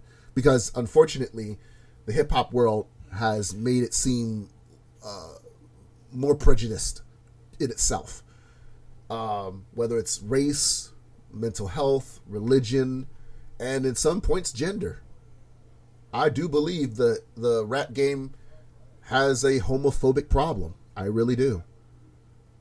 And I still do to this day. I mean, hell, there's a lot of rappers who still use unfortunate derogatory terms in homosexuality. Even Eminem, unfortunately. So I felt it was my initiative to at least speak as a person of that demographic in a sense of mental health, to be the one to address on that sense of it. Because not even people understood Charles Hamilton's perspective as a person, rapper of mental health. Because people didn't see that. People saw him as just crazy. They didn't see he has mental health issues. They didn't see that side of him. It wasn't until he was arrested in Cleveland and he was locked up for a couple years in a lunatic asylum that he needed help mentally, that address this situation, because before that, people just thought he was just crazy. So while that was going on, I understood it. And I said, you know what? People are not saying what they should need to when it comes to his mental health. And there's now rappers out there with mental health that are expressing itself in their talent, in a sense. So I felt I needed to do that. So around 2011, I dropped my first vocal project called The World According To. And after that, about a year later, I dropped my follow-up, which was my honor to one of my favorite comic books and movies, Scott Pilgrim vs. the World. And then, of course, I released my last vocal project, Delta Nexus. All three of those projects you can get on my Bandcamp page. If you go to my social media, you can find it on my Bandcamp page. They're all available as of right now. And I want to take the moment to appreciate what I was able to do limitedly in that field by doing something I've never done before. I'm going to be releasing a new project with unreleased gems that I have kept under the vault of my own for a couple years. And it will be only available on digital outlets. You will know when it comes out. I don't want to release the release date, but you will know. Originally, it was going to come out July 4th, but due to some technical issues, I dropped that release date. So it's going to be coming out this year. You will know when it comes out, But it will be available for only digital retailers on iTunes, Spotify, Amazon, all those digital retailers. It will be available for everyone out there for purchase and streaming purposes. So this is a project that I've always wanted to put out. I've wanted to put out since 2008. And some of it derives most of the music in my career. So you will definitely know about it when it comes out. Now, when it comes to new musical projects, brand new stuff that I've recorded in the sense of it, I haven't had the motivation yet on that sense of it because of the fact that I've been so busy with my photography ends of it. Because again, after I dropped Delta Nexus, it was at one point I was working on a project called Sons of Anarchy, and I slowly started dealing with a burnout situation. I felt like, not to be corny on the sense of it, but I felt like many people who were dealing with a lot of success and dealt with a burnout, that they just felt like they won't do it anymore. And that's what it was with me with Son of Anarchy. I was losing the garb of it. I was getting a lot of opportunities for features with artists and such, but it was at a point I was just like, I just don't have the luster for it anymore. And it was getting to the point the music was changing too. You know, artists like Young Thug and Blueface and Little Bibby and Triple Red and Triple X. And I'm sorry, I'm one of the few people that's like, I'm not a fan of Triple X. I really am not. Xacion. I liked one song from him, literally one song, but I'm not a fan of his. And it's up to you if you want to disagree on that sense of it. Because I was the same way with Little B. I was not a fan of Little B at some points of it until I understood the message and what he was putting in his music, and I started listening to more and more, especially with his I'm Gay album. Then I started appreciating him more. So it might take a project from him that changed that same way with me, because the last person I will say that changed that for me in a sense of it was Post Malone. I didn't like Post Malone, and it wasn't until his second album that I started appreciating what he's doing, because I'm like, honestly, I got a lot of respect for him. If you take away his look, you have to give him some respect, because he's saying, hey, I could be a rapper. I could be a hip-hop artist if I want to. But I love music so much, I want to dive into so many other outlets in music if I have the opportunity given to me. That's why he does a little bit of rock. That's why he does a little bit of soul, a little bit of country in most of his music. He doesn't want to stay in one genre. A lot of people look at him crazy like that. But I'm like, you know what? No, he's doing what a lot of artists in rap want to do. I don't want to stick with just doing that. You look at rappers like Kid Cudi, Lupe Fiasco, B.O.B. Most of those artists, they don't want to stay in that same lane. They want to try other things. Post Malone is doing exactly that. He could be like nobody else in that same lane, stay in that same lane, but he says, no, I'm going to go outside on that sense of it. That's why I got him a lot of respect. My only thing is just his appearance is what makes it difficult in that sense when you take his music seriously. If he didn't look the way he did, it would be a whole different outlet. And that's why I said, I look at him no different than most artists like Kid Cudi and Lupe and B.O.B. They don't stick in that same genre sense of it, and just because they got famous in one genre, they're going to use that as an outlet to say, hey, I want to try other things in a sense of it. Let's not forget, Lupe did a rap group called Japanese Cartoon. Kid Cudi has a rock group called Wizard. Let's not forget that. B.O.B. put out a mixtape called B.O.B. versus Bobby Ray, where one side of it is all rap and the other side is pop music that he's written for years. It makes sense. So, for all I know, Extension could be that same way for me, but it takes him out. And while his passing is a disappointing situation, it might still take a little bit of something from his vault of music from over the years that might change that for me. I don't know. But as of right now, it's not my thing. But because of the changed state of music is what really made me lose the luster and love of what I have. There have been moments I've written a few gem pieces once in a while because I'm in the zone and I just come up with it and the creativity. But when it comes to like working on a full length project, that's what really shorted it out. And I'm disappointed Son of Anarchy never got to be what it is. I wouldn't say it's shelved. It was more of a development hiatus, let's just say. But hopefully this project that I'm putting out later this year will change that sense of it depending on how it goes.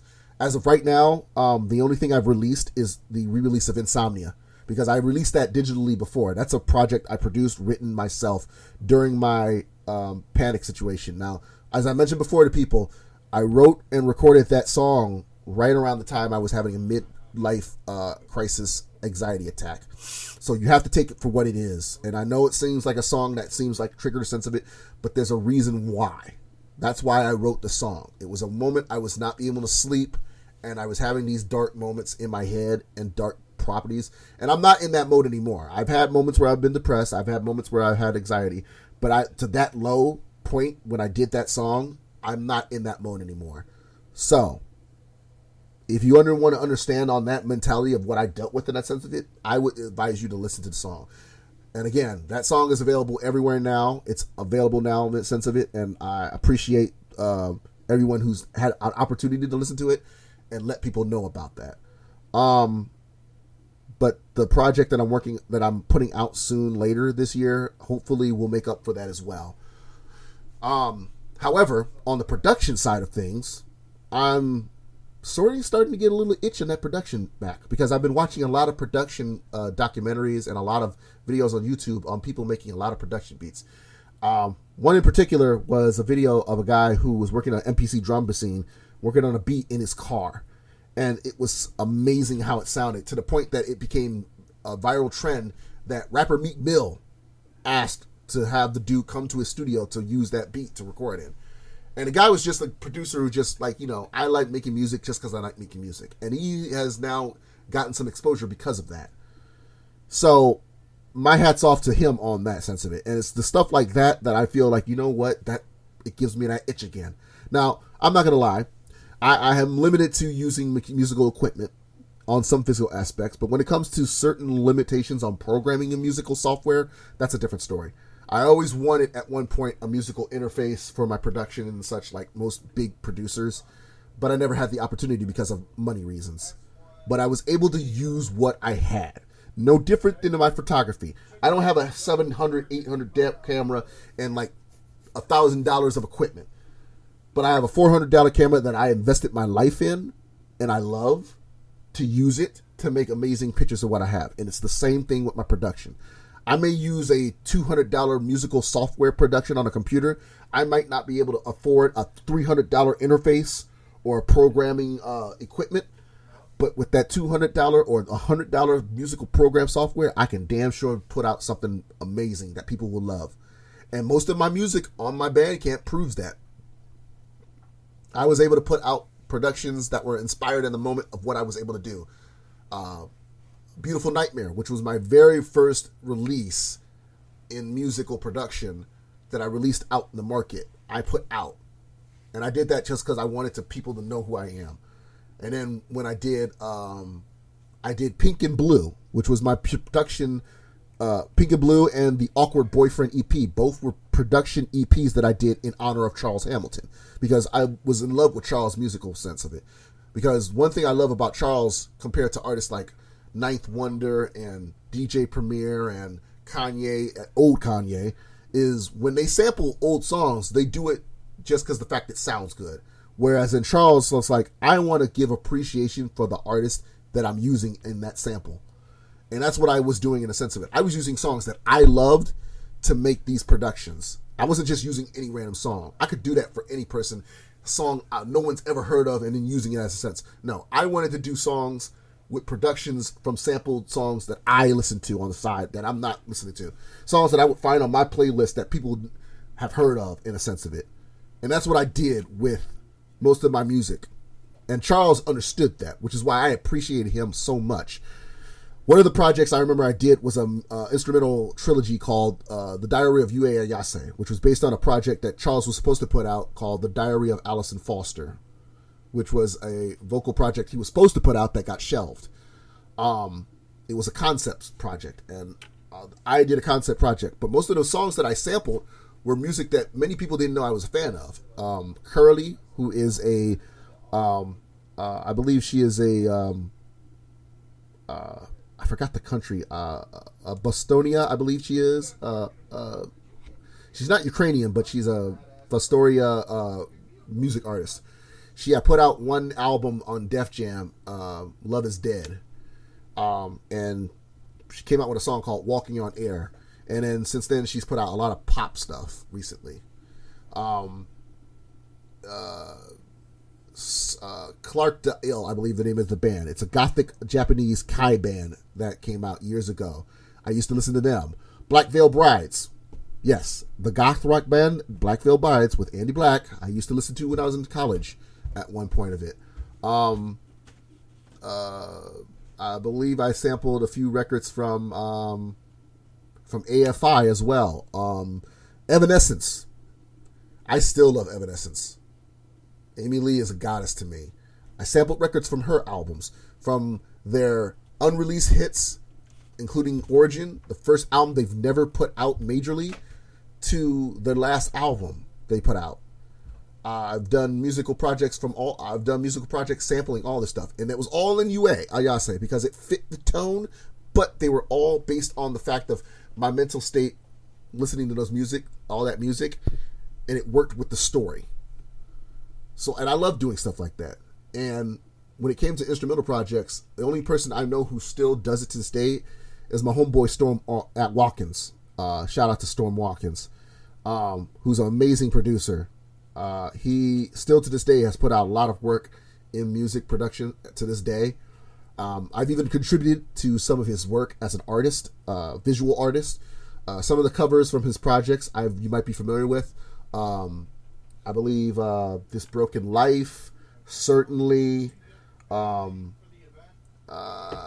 There's a few others that I've done over the years that I remember that I contributed to. Most of his musical projects I contributed to in his discography. I'm actually pulling up some of his work right now to remind myself. Stormatic, which is a musical project that he did in honor of Illmatic. I did the cover for that album. What other project? Let's see. I did. Hold on, give me a minute. I did the cover for Certainly, where he samples music from Erykah Badu.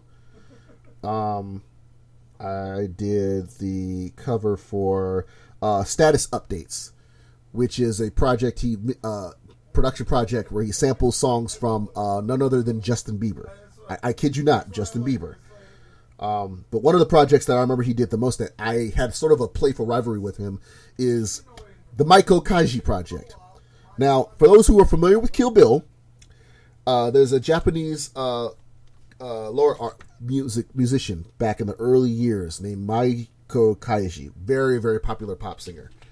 I believe the genre is Inca music. She's known for doing that, like old folk Japanese music.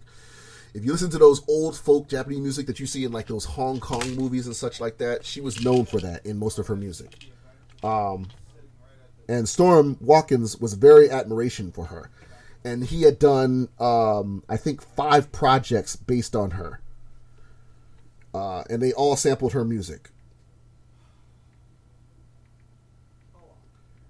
But yeah, Maiko Kaiji. Yep, she's appeared in 100 films. Almost. She's known for Straight Crowd Rock series, Shadow Blood, Nami Mashumi. But yeah, she's known for doing a lot of music as well. But yeah, she's a very famous Japanese actress and singer. But Lady Snowblood is the one. For those out there who know, Lady Snowblood was also one of the many movies that inspired Orenishi, the character played by Lucy Liu on Kill Bill. Japanese swordswoman, badass with a blade, looking beautiful in a kimono. Same character in a sense of it, except she's a villain in Kill Bill.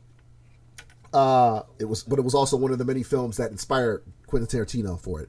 So Storm did a project series, I believe 4 or 5 of them, where he basically was inspired by that.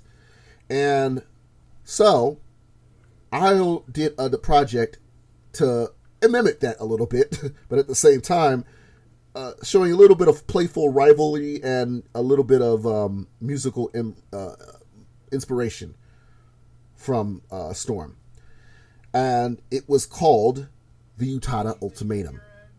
Now, for those out there who are not familiar with the Utada Ultimatum, allow me to break it down for you. Utada Ultimatum was a musical project series that I did in the midst of my vocal career, where I wanted to do musical projects it was a musical project where I was basically sampling one of my favorite Japanese pop artists of the early 90s, Hikaru Utada. Now, that name should be very familiar, especially to you Kingdom Hearts fans, because that's what made her very popular in the mainstream industry in America. Utada, or Hiki-san, the true fans know, was famous because she was done for doing the musical themes for every Kingdom Hearts game out. I believe Simple and Clean being the first one, Sanctuary or Sakura, which was the second one, and she's done ones for at least the main Kingdom Hearts movies, the games. She's also done for Neon Genesis Evangelion as well. So when it came to her getting recognition for those songs, she has actually a very large, broad discography. She went under another name years ago. I believe it was she put out an album called First Love.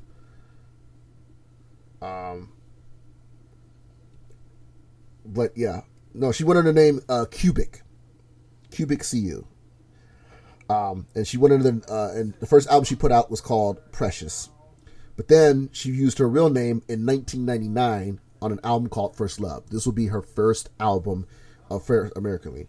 But it wasn't until 2001 where she put out Distance that made her a household name. At least in Japan. But 2002, that was the album that made our recognition. 2002 and 2006. 2002, she put out an album called Deep River. And in 2006, Ultra Blue. Ultra Blue would be the album that would be a hit Billboard charts top singer album in America, despite it being only originally released for Japan. It was around that time, Liar Cohen, the check writer himself at Def Jam, I believe him and Kevin Liles, who was running Def Jam at the time, decided that they wanted to get an international approach. And this was right around the same time Rush Hour was coming out, Rush Hour 2. So they offered her a American deal with Def Jam. And that's when she put out her first American album, which would be called Exodus. Timbaland would be involved in that project, as well as Tricky Stewart and The Dream. Unfortunately, that album didn't do so well, because not many people knew who Utada was in America, with the exception of the few who knew her from Japan. So that album didn't do so well. However, she would go back to Japan and put out, of course, Ultra Blue. But it was after Deep River she became successful. after she became successful because of Deep River, she got the contract for America for Exodus. That album didn't do so well, so then she went back to Japan, put out an album 2 years later, Ultra Blue, which became very, very successful. After that album, she would put out an album in Japan called Heart Station, which she would be prepped for. But at the same time, she also released another album because she was under still contract with Def Jam. That would be the album This Is the One, which would be considered her last official American album. After that album, she would just stick with doing albums exclusively in Japan. That became Heart Station, which became successful. And then, of course, that would go on to do other albums such as Fatomi and Hatsukoi, which is her latest album, which I will be getting soon. But when it comes to her work, I've always been admiring of all of her music. So I decided I wanted to sample most of her songs from her projects in that particular discography. So I put out a project called the Utada Ultimatum. Now, I've released 4 projects under that title, in that sense of it. The first one did very mediocrely well, and I went under my old alias of RH the Nightmare around the time. But then, I believe a year later, I put out another one. I put out Chapter 2. That one did not so well, but that was also the one that decided to change my name to Yoku Masaki, which was my pen name, of course, as I am known for today. But at the time, I used to go by RH the Nightmare. And then, which I'll tell you a story about it some other time. There's a reason why I had to change that name, because there was a lot of misconfusion on that sense of it.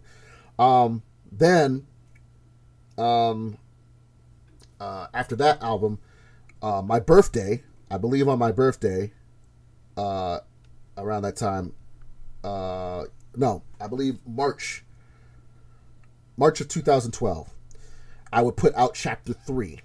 That one became my most popular project ever. However, I won't lie, my first one made popular because I sampled Sanctuary. And right around that same time I put that project out, a rapper named XV put out a mixtape, and he actually sampled the same song. So it kind of got overlooked. Some people were telling me how he was biting me. Some people were saying I was biting him. A whole situation on that sense of it. And I don't have no ill will on him on it. Chapter 2, album 2, I sampled another one of her popular songs in the sense of it. But that one didn't do as big as Chapter 1 did. However, Chapter 3, I was able to elevate my production a lot better. And then after that one, I put out the last project. In anniversary of those 3 albums, I put out Chapter 4. Now, Chapter 4 was different about that one. Well, actually, Chapter 1, I just took some of the name of the album, of the tracks on the names, and just reevaluate them, a sense of it. Chapter 2, I did pretty much the same thing on that sense of the names. Chapter 3, the track listing was actually just days in the week. Sunday, Monday, Tuesday, Wednesday, Thursday, Friday. Chapter 4 is the largest out of all the Utada Ultimatum projects that I did. And that one I did a lot of refining into. And this was right around the time I actually found out she was doing music for the rebooted or reimagined Evangelion movies. What I decided to do in that project is I worked with 4 other producers who all affiliated with me as well. And they all did productions sampling Utada as well. A rapper by the name of a guy by the name of Daniel Ochoa, who at the time was named D Prince. I don't know what he's called now. I think he's probably called DI36 or something. He's with a collective group now that's with Melvin Birch and such. So they kind of distance themselves from me as well. A producer by the name of TZ Jetson, who I've distanced myself due to some creative differences, unfortunately.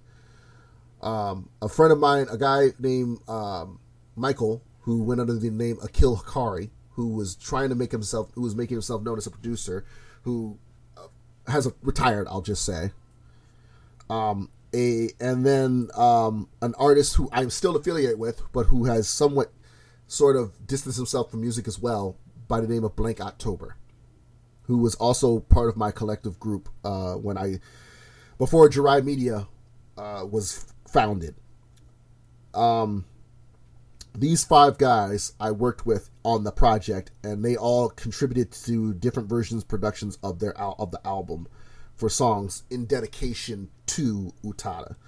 And I think that was my favorite one because it was all in the fact of I released it 2012. I think I released it 2013, 2014. It was in honor of the last 3 I did.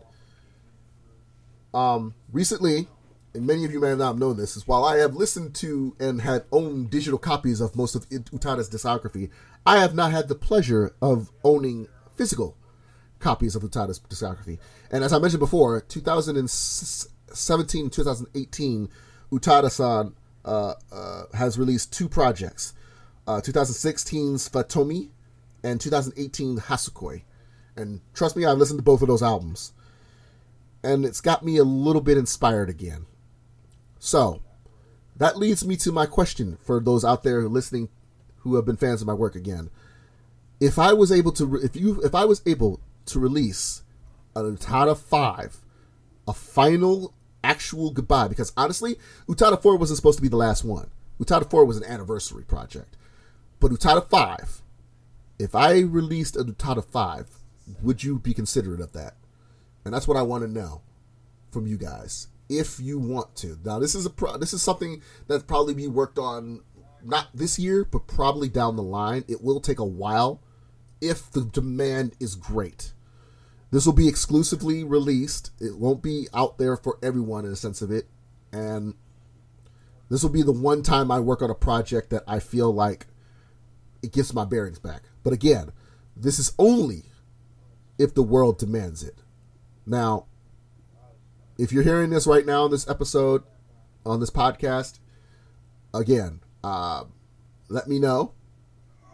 Whether you can tweet to me, you can tell me online, social media, tag me in a sense of it, but let me know if you want me to do an Utada 5. I will address this again on my YouTube channel, and I probably will address this again on my other social media if that's the sense of it. But for those out there who have been familiar with my work, if I do an Utada 5, would you consider supporting it? Would you think it would be a good idea if I do an Utada 5? This is something I've been thinking about for a long time, since Hatsukoi came out, because some of the stuff that Utada has been putting out since then, because again, after she put out, I believe, after she puts out 2009's This Is the One, and then of course Heart Station, she took some time off because she had just got married and had a kid. So Fatomi and Hatsukoi are her comeback albums, actually. Since Hatsukoi has been out for last year, I think she's been on tour in a sense of it. So she has not put out a lot of new music since then, in a sense, except with certain soundtrack scores, of course, with the exception of Kingdom Hearts 3, since it came out last year. But again, she has inspired me in many ways because I admire her so much, and not to mention she is such an attractive woman. And also, tidbit for those out there, Aaliyah fans, Aaliyah was one of her favorite American singers. She even got a chance to meet Aaliyah when she came to Japan, toured Japan. So, little tidbit out there for you Aaliyah fans. And that's another angle I might want to go into with Utada 5. Dibble a little bit of Aaliyah and Utada. But that might not be the case, depending on how you guys react to it. So I'm going to leave that up to you. So, Utada 5, maybe, maybe not. It's up to the world for y'all to know. It's up to you guys on that sense of it. Another thing I also want to bring up is many of you have recently knew, if you follow me on Twitter, that I've been sort of dipping myself back into wrestling again.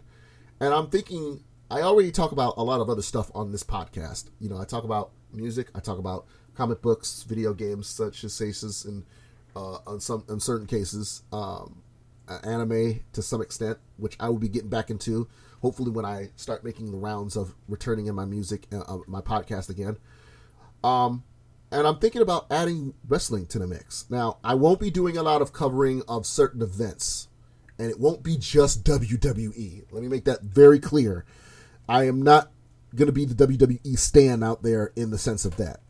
There will be moments that I'll be bringing up information about Impact Wrestling. There may be some points I may talk about Ring of Honor. There may even be some moments where I'll bring up about AEW, because I'm really looking forward to AEW.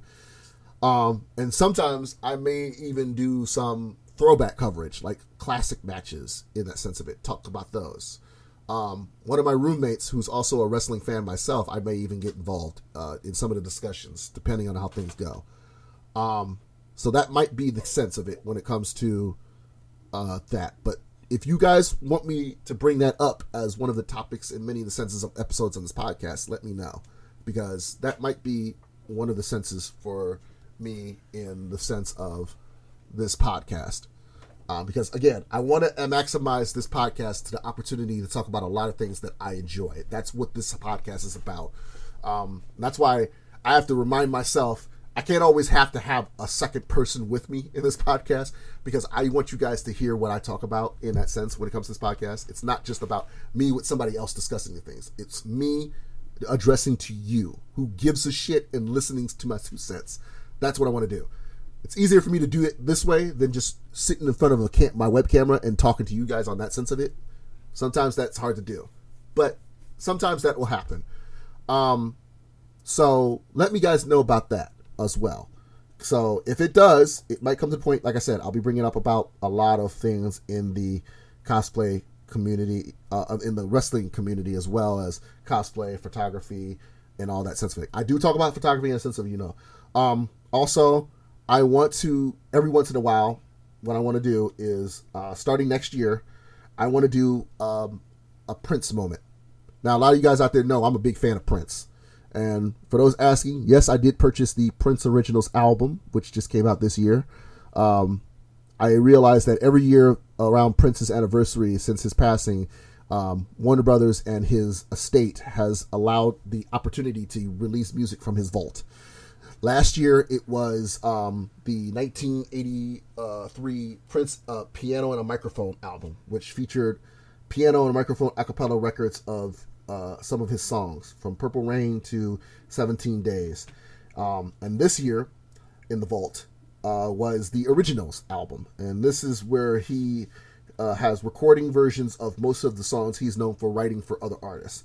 From artists such as The Family, The Time, Apollonia 6, Vanity 6, Sheila E., Kenny Rogers. Yes, I kid you not. He's written a song for Kenny Rogers.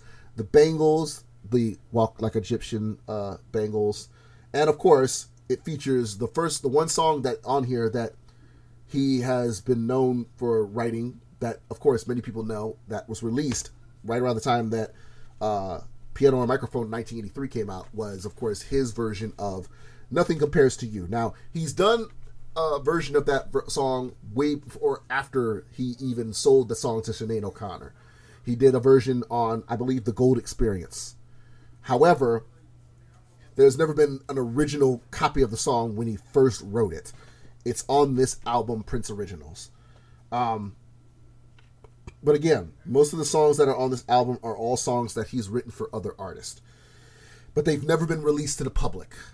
This is one of the many songs from the vault. This and The Piano and a Microphone are both albums that we officially get from his vault in his estate. So, of course, I had to purchase them. While I do have some of his other stuff from over the years. So, I'm thinking about doing a side thing on my podcast called From the Vault. Or basically a period in Paisley Park, I want to call it. And I want to do it every once a year, around April, a few days before my birthday, around the same time of his passing. And I want to do that every year in his honor, because I want people to understand I'm not just a glorified fanboy of Prince's music. I truly, deeply, not only was I truly deeply inspired by his stuff, but most of his musical stuff connects to me in many ways. Like I said, the fact that him, Batman, Kevin Smith, and Tim Burton all are in the same connection circle of my love and admiration of what I love and stuff, in a twist of fate, says something.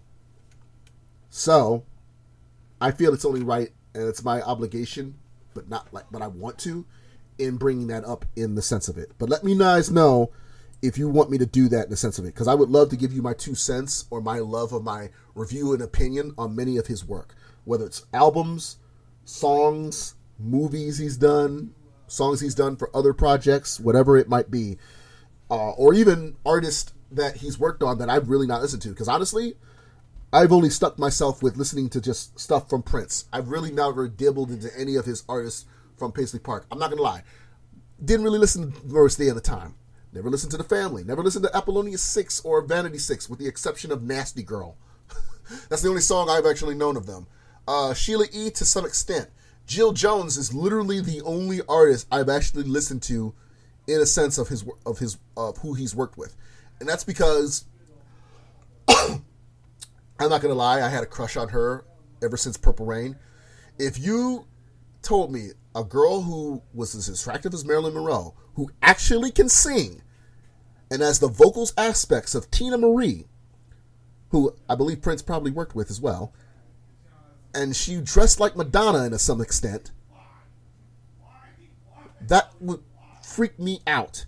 That was Jill Jones, ladies and gentlemen. That was Jill Jones. Around the time. I mean, right around the Revolution time. Not New Power Generation time. Because around that time, Graffiti Bridge and such, she dyed her hair. She started looking more like seductive in a sense of it. But during her cute, sexy phase, the first person that came to my mind was Marilyn Monroe, Tina Marie, the body and look of Marilyn Monroe, the vocals of Tina Marie, and yeah, that's literally what came to my mind for her. And the style of Madonna. That's literally what came to my head when I first saw her in Purple Rain as the one waitress who basically pinned up Apollonia Katara's information on the chalkboard. Ever since then, I've had such a huge crush on her and that character. I follow her on Twitter and our social media, and let's just say she's been more open vocally in her sense of it, other than that sense, than what she's used to do. But I'm not going to lie, her daughter's very cute. But the closest person I've known who are like that is a friend of mine named Janine Monroe, who's an Arizona model. And then my good friend Corinne Carey, who is a very talented singer. However, she has not looked the part. If she looked more like her, she could look like her in a sense of it, but she's more vocal sense. Which, by the way, by the time you hear this, she's actually putting out music herself. So congratulations to Corinne. So, with that being stated, I think that's pretty much going to be it for today's episode on the podcast. I thank you guys for sticking around with me for the last 2 hours in this whole thing about it. I've addressed 3 topics that could be talked about, 3 situations that could be talked about in the next episode and such of it. Again, the Kitty Quinn episode, if I can put it up, if I can get it to work out, I will be putting it up soon. If not, you will see a future episode with that again. So, again, apologies to Kitty Quinn on that, on the delay in that situation. Again, technology has not been good to me for these last few moments in that situation. Thank you guys for sticking with me on that whole situation of that. As for news on the situation of conventions, as I mentioned before, by the time you get this, Youmacon and Katsucon are the only cons that I am going to be hopefully trying to attend. If neither of those conventions, as always, you will see me at Colossicon in Sandusky if things go the way they are. Other than that, I will let you know on my social media. If you want, follow me on my social media at twitter.com/Yoku Masaki to follow me for all my photography and information. You can also follow me on my Instagram, instagram.com/drymedia if you want to check out most of my work in my gallery. Also, as always, you can check out my official website for all my photography if you're in the area and ever interested in working with me in my photography, drymedia.com for all your photography needs.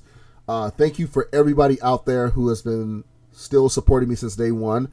Also, in the process of, I will be hopefully making a transition to having my podcast available on Anchor, the app Anchor, which is a podcast anchoring network. If you have the Anchor podcast app, you can officially listen to my podcast there. My podcast is available on all other social media, but you can also get it available on my podcast on the Anchor app. So now you can officially get it there. So just remember that the Anchor is the easiest way to make a podcast. Anchor gives you everything you need in one place for free, which you can use right from your phone or your computer. Creation tools allow you to record and edit your podcast so it sounds perfect. They'll even distribute your podcast for you as well on all social digital retailers such as Spotify, Apple, Google, and many other more. You can find out more information about that at Anchor's website. You can also go to Anchor.fm for more information about it, or you can download Anchor itself, available on all digital retailers like Google, Apple, and of course on other ones if you want to check that out. Like I said, all the episodes will be available there as well. I also know there are 2 episodes on my podcast that I have uploaded that have had error vocal issues. I will be hopefully getting those fixed soon. You will find out more about that later in some cases. Aside from that, as for vacation trips and sense of it, I only have two planned trips. Chicago is a maybe this year, depending on how things go. But Cleveland, as always, in the summer, I will be in Cleveland for a limited time. This time I will be joining my friend Danny from Danny Vereen from the YouTube channel Editing is Everything. Congratulations to her and her fiance John on their engagement. If you saw her at VidCon, I hope you gave her a lot of love and support. Shout out to the entire Good Mythical Morning crew. Shout out to Rhett and Link for being her very big inspirations. I may not have been much up to y'all channel and myself a bit, but you have been truly supportive for her. So thank you guys for giving her the motivation in what she does. And shout outs to Danny. Thank you for taking the time to come with me last year, come all the way down here to Toledo to work with a guy like me and becoming a good friend of mine and supporter as well. Also, congratulations to my good best friend, Brittany Berry, and her engagement as well. So make sure y'all send a lot of love to both of them. You can go to Danny's Twitter page, The Real Editor, and you can show some support to Berry by checking out her website, BrittanyLauren.com. Or check out anything around the words Glowvation. Send her a lot of love as well. Other than that, ladies and gentlemen, I think that's going to be it for my podcast tonight. Thank you for sticking around. Thank you for listening. And hopefully I will be back sooner than you expected. And as always, until the next time, later days.